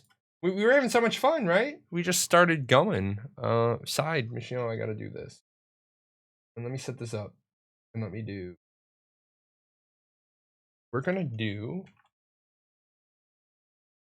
So, guys, a couple of things. I will easy, Mr. Powers, easy. Easy. Here's a couple of things that go on during my giveaways. Number one, some people feel that they need to cheat for a $25 gift card. So once the giveaway starts, make sure you're here. Make sure you're here because when I roll it, you're gonna have about 25 seconds max. No, you don't need to carve a pumpkin. Although that'd be cool. I might carve a pumpkin with my daughter. But once I say I'm rolling it, you have about 25 seconds to say something. Because coincidentally, if you are bringing a bunch of alts into the channel and then you're taking them in and out, what happens is you get stuck behind an ad unless you're a subscriber on every single account, which is kind of cool, but don't do this. Don't cheat. Cheaters suck. I have a special place in hell reserved for all of you cheaters. Number two, these are from me. I need to say this publicly just so there's a record of it. The gift cards are not from the channel. Okay? The channel is owned by the Paradox Gaming Network Incorporated. There are specific rules when a business gives you a gift card. They're not from the business. They don't come out of the business's money. They come out of my pocket.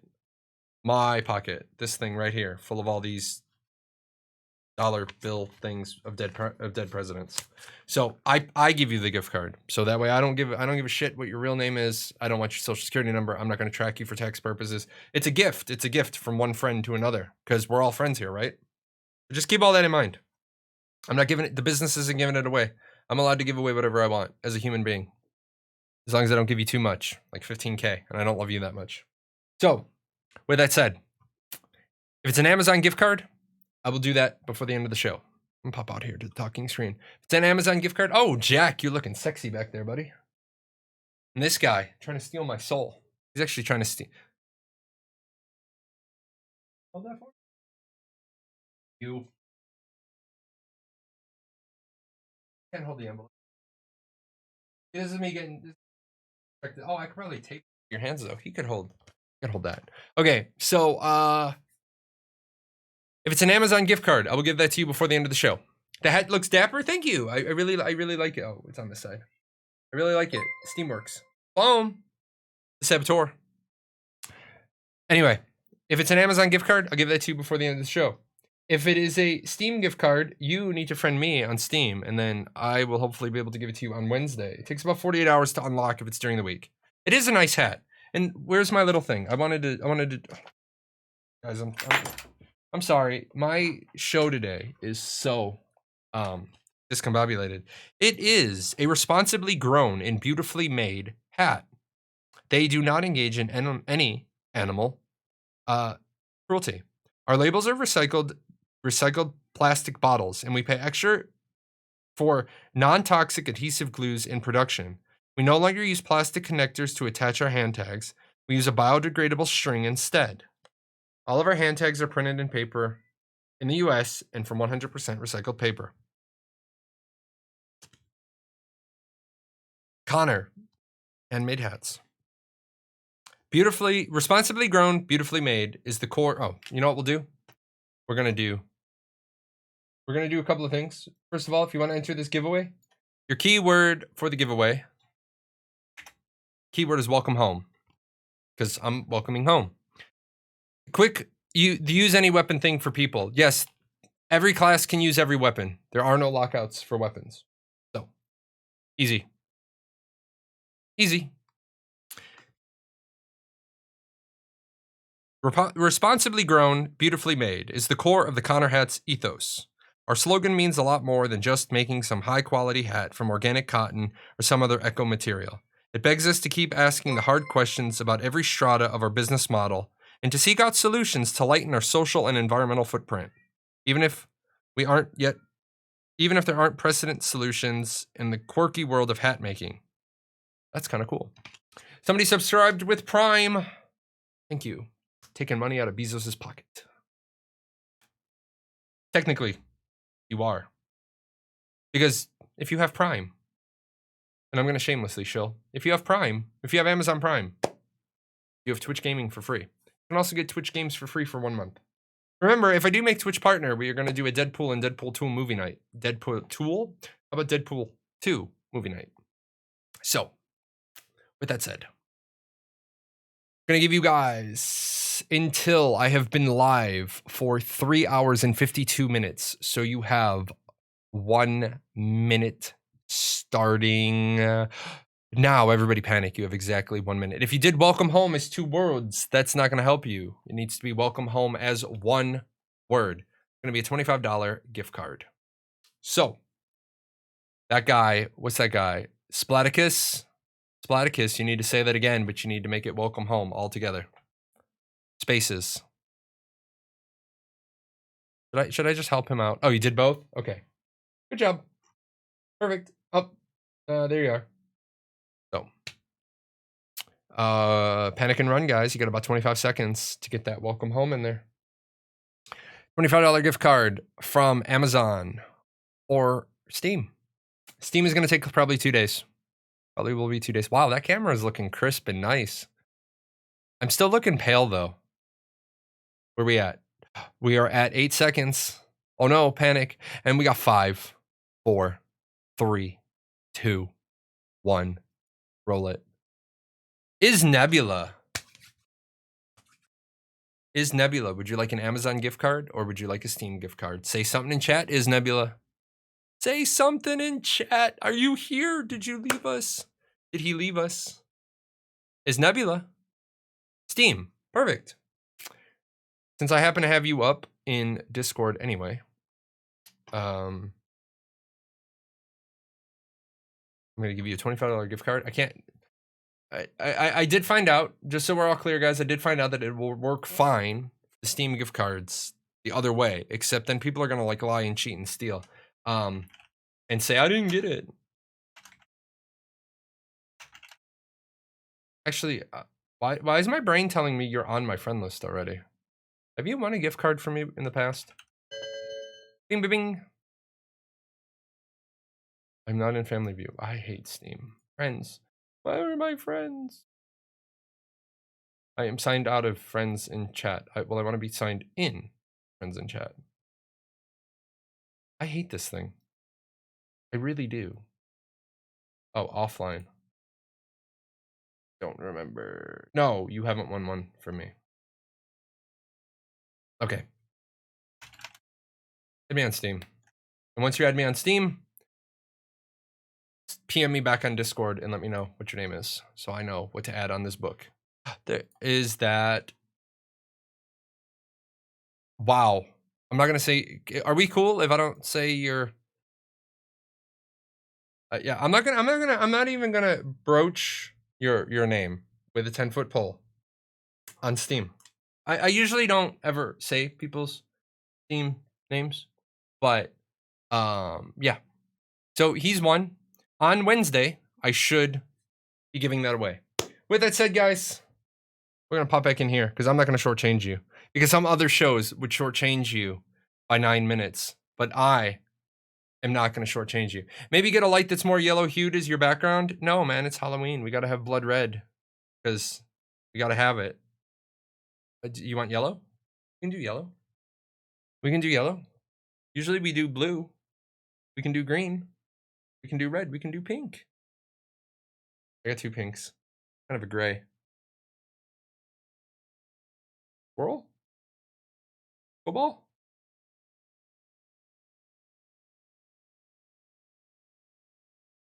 The 2 cameras up there, they're yellow hued. Just so you know. I will actually tell you, since you seem interested. I don't have a cam. First of all, I don't have a cam. I don't have a light behind the camera. I have 2 key lights on either side, right there and right there. So let's go to the bigger camera because that's gonna work. So, oh my God, it's still not gonna work. Oh, me, don't get your tail run over. So my camera's right here, obviously, and I have key lights behind my 2 monitors. Okay, and I have them set, and this is how pasty white I am. These are actually at 3100. They're 3100. If I scale that down, so what did I say they were 3100s? Like that is like that's pretty cool for like the voodoo doctor look. Okay, that's pretty fucking awesome actually. But yeah, these are at 3100 on yellow. So these are very very very very very warm. Yeah. So get some melatonin. I was just in, like, I don't know if you can see. I don't know if you can see, but there's the pasty white hairline, and yeah, my head's a little red from the hat, but I had a blast, guys. I will try to put together. My daughter took an amazing amount of videos. I have a bunch of videos. I'm gonna try to do an Orlando video this week. What's going on with this? Oh, I don't want you playing. I don't want that screen either. Buttons. Pasty versus less pasty. I know. The other thing is I can mess around with my exposure and change some stuff. I do realize that when I put the red up, it does change. I have the camera all set and calibrated for blue. I probably need to look at everything. I do want to make friends with like a photographer nearby, and so I can say like, hey, help me. I've been reading as much as I can, but yeah, it doesn't really happen. It doesn't really work. With that said, you guys are amazing. We are back up to 414 subscribers. We did a train of subs tonight. The last time I said we did a train tonight, people were like, "We did what?" And I shut up, you dirty perverts. That's why I love some of my audience. My audience is just a bunch of dirty perverts. You got to be careful what you say. I got to make a list of things you don't say. Like you didn't do a train. You didn't run a train. You had a sub train.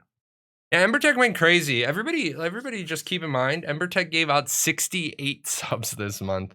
The dude is insane. I do appreciate him. Remember, guys, let me turn this off, actually. And I am doing Operation Supply Drop. And I am trying to raise $1,000 for Operation Supply Drop. We're at like 745. I will do dollar for dollar matching again because you guys keep reaching into your wallets to give me tier 1, tier 2, tier 3 subs. Those mean a lot to me because I know those aren't your free ones. So I'm going to be doing dollar for dollar matching. My next stream is tentatively scheduled for Wednesday. However, I'm having a root canal tomorrow. I should be okay. I should be okay come Wednesday. The problem is that now I'm at the mercy of the dentist's office, that is doing my crown, won't schedule my crown appointment until I actually have the root canal done because of all the scheduling errors. So, no, I only have 2 Valium. I take the 2 Valium before the appointment so I don't flip out on the dentist. I don't like the dentist. I don't do the dentist. So, with that said, there won't be an Ashes of Creation video tomorrow because I just don't have one prepped, and I'm not going to give you guys a bullshit video. I don't believe in making videos for the sake of making them. I should be back on Wednesday. We're going to do some charity work on Wednesday. We're going to talk charity. We're going to be back doing this Q&A. Subs or donation, Dre's. I'll drop a little. If you want to donate to Operation Supply Drop, that is the link 2 lines above you. Donate directly to them. If you want, the money is going to get there eventually, so you do whatever is good for you. But yeah. Vicodin post-surgery. No, I won't have Vicodin because it's a root canal. So once it's done drilling, there's no more nerve. Anyway, guys, I'm going to shortchange you. I lied. I'm going to shortchange you by like 4 minutes because I started a couple of minutes early. I'm tired. I'm hot. This room is a sweat box. You guys are amazing. I'm going to jump in the hot tub, relax my back. You guys need me. I'm on Discord. I'm Jahlon #0001. I will get Nebula his gift card on Wednesday. Oh, yeah, let me put a $25 Steam. Otherwise, I will forget. I'll see y'all then. Between now and then, join my Discord if you have any questions. Follow me on Twitter. There's a whole bunch of cool stuff. Whole bunch of stuff underneath my picture. When I go off here in just a second, you guys check all that out. I'm going to go be good. 1 more bottle of water or 1 more bottle of tea. I'll see you guys on Wednesday. Where's my end screen? Oh, there it is. Comes the money. Here we go. Money talk. Here comes the money. Okay, we had to come back because he came the money. So I popped that in so it would. Woodchip donated $50 via Streamlabs charity. There we go. Have a good day. I know. Thank you. Awesome. Amazing. Now, where's my end screen?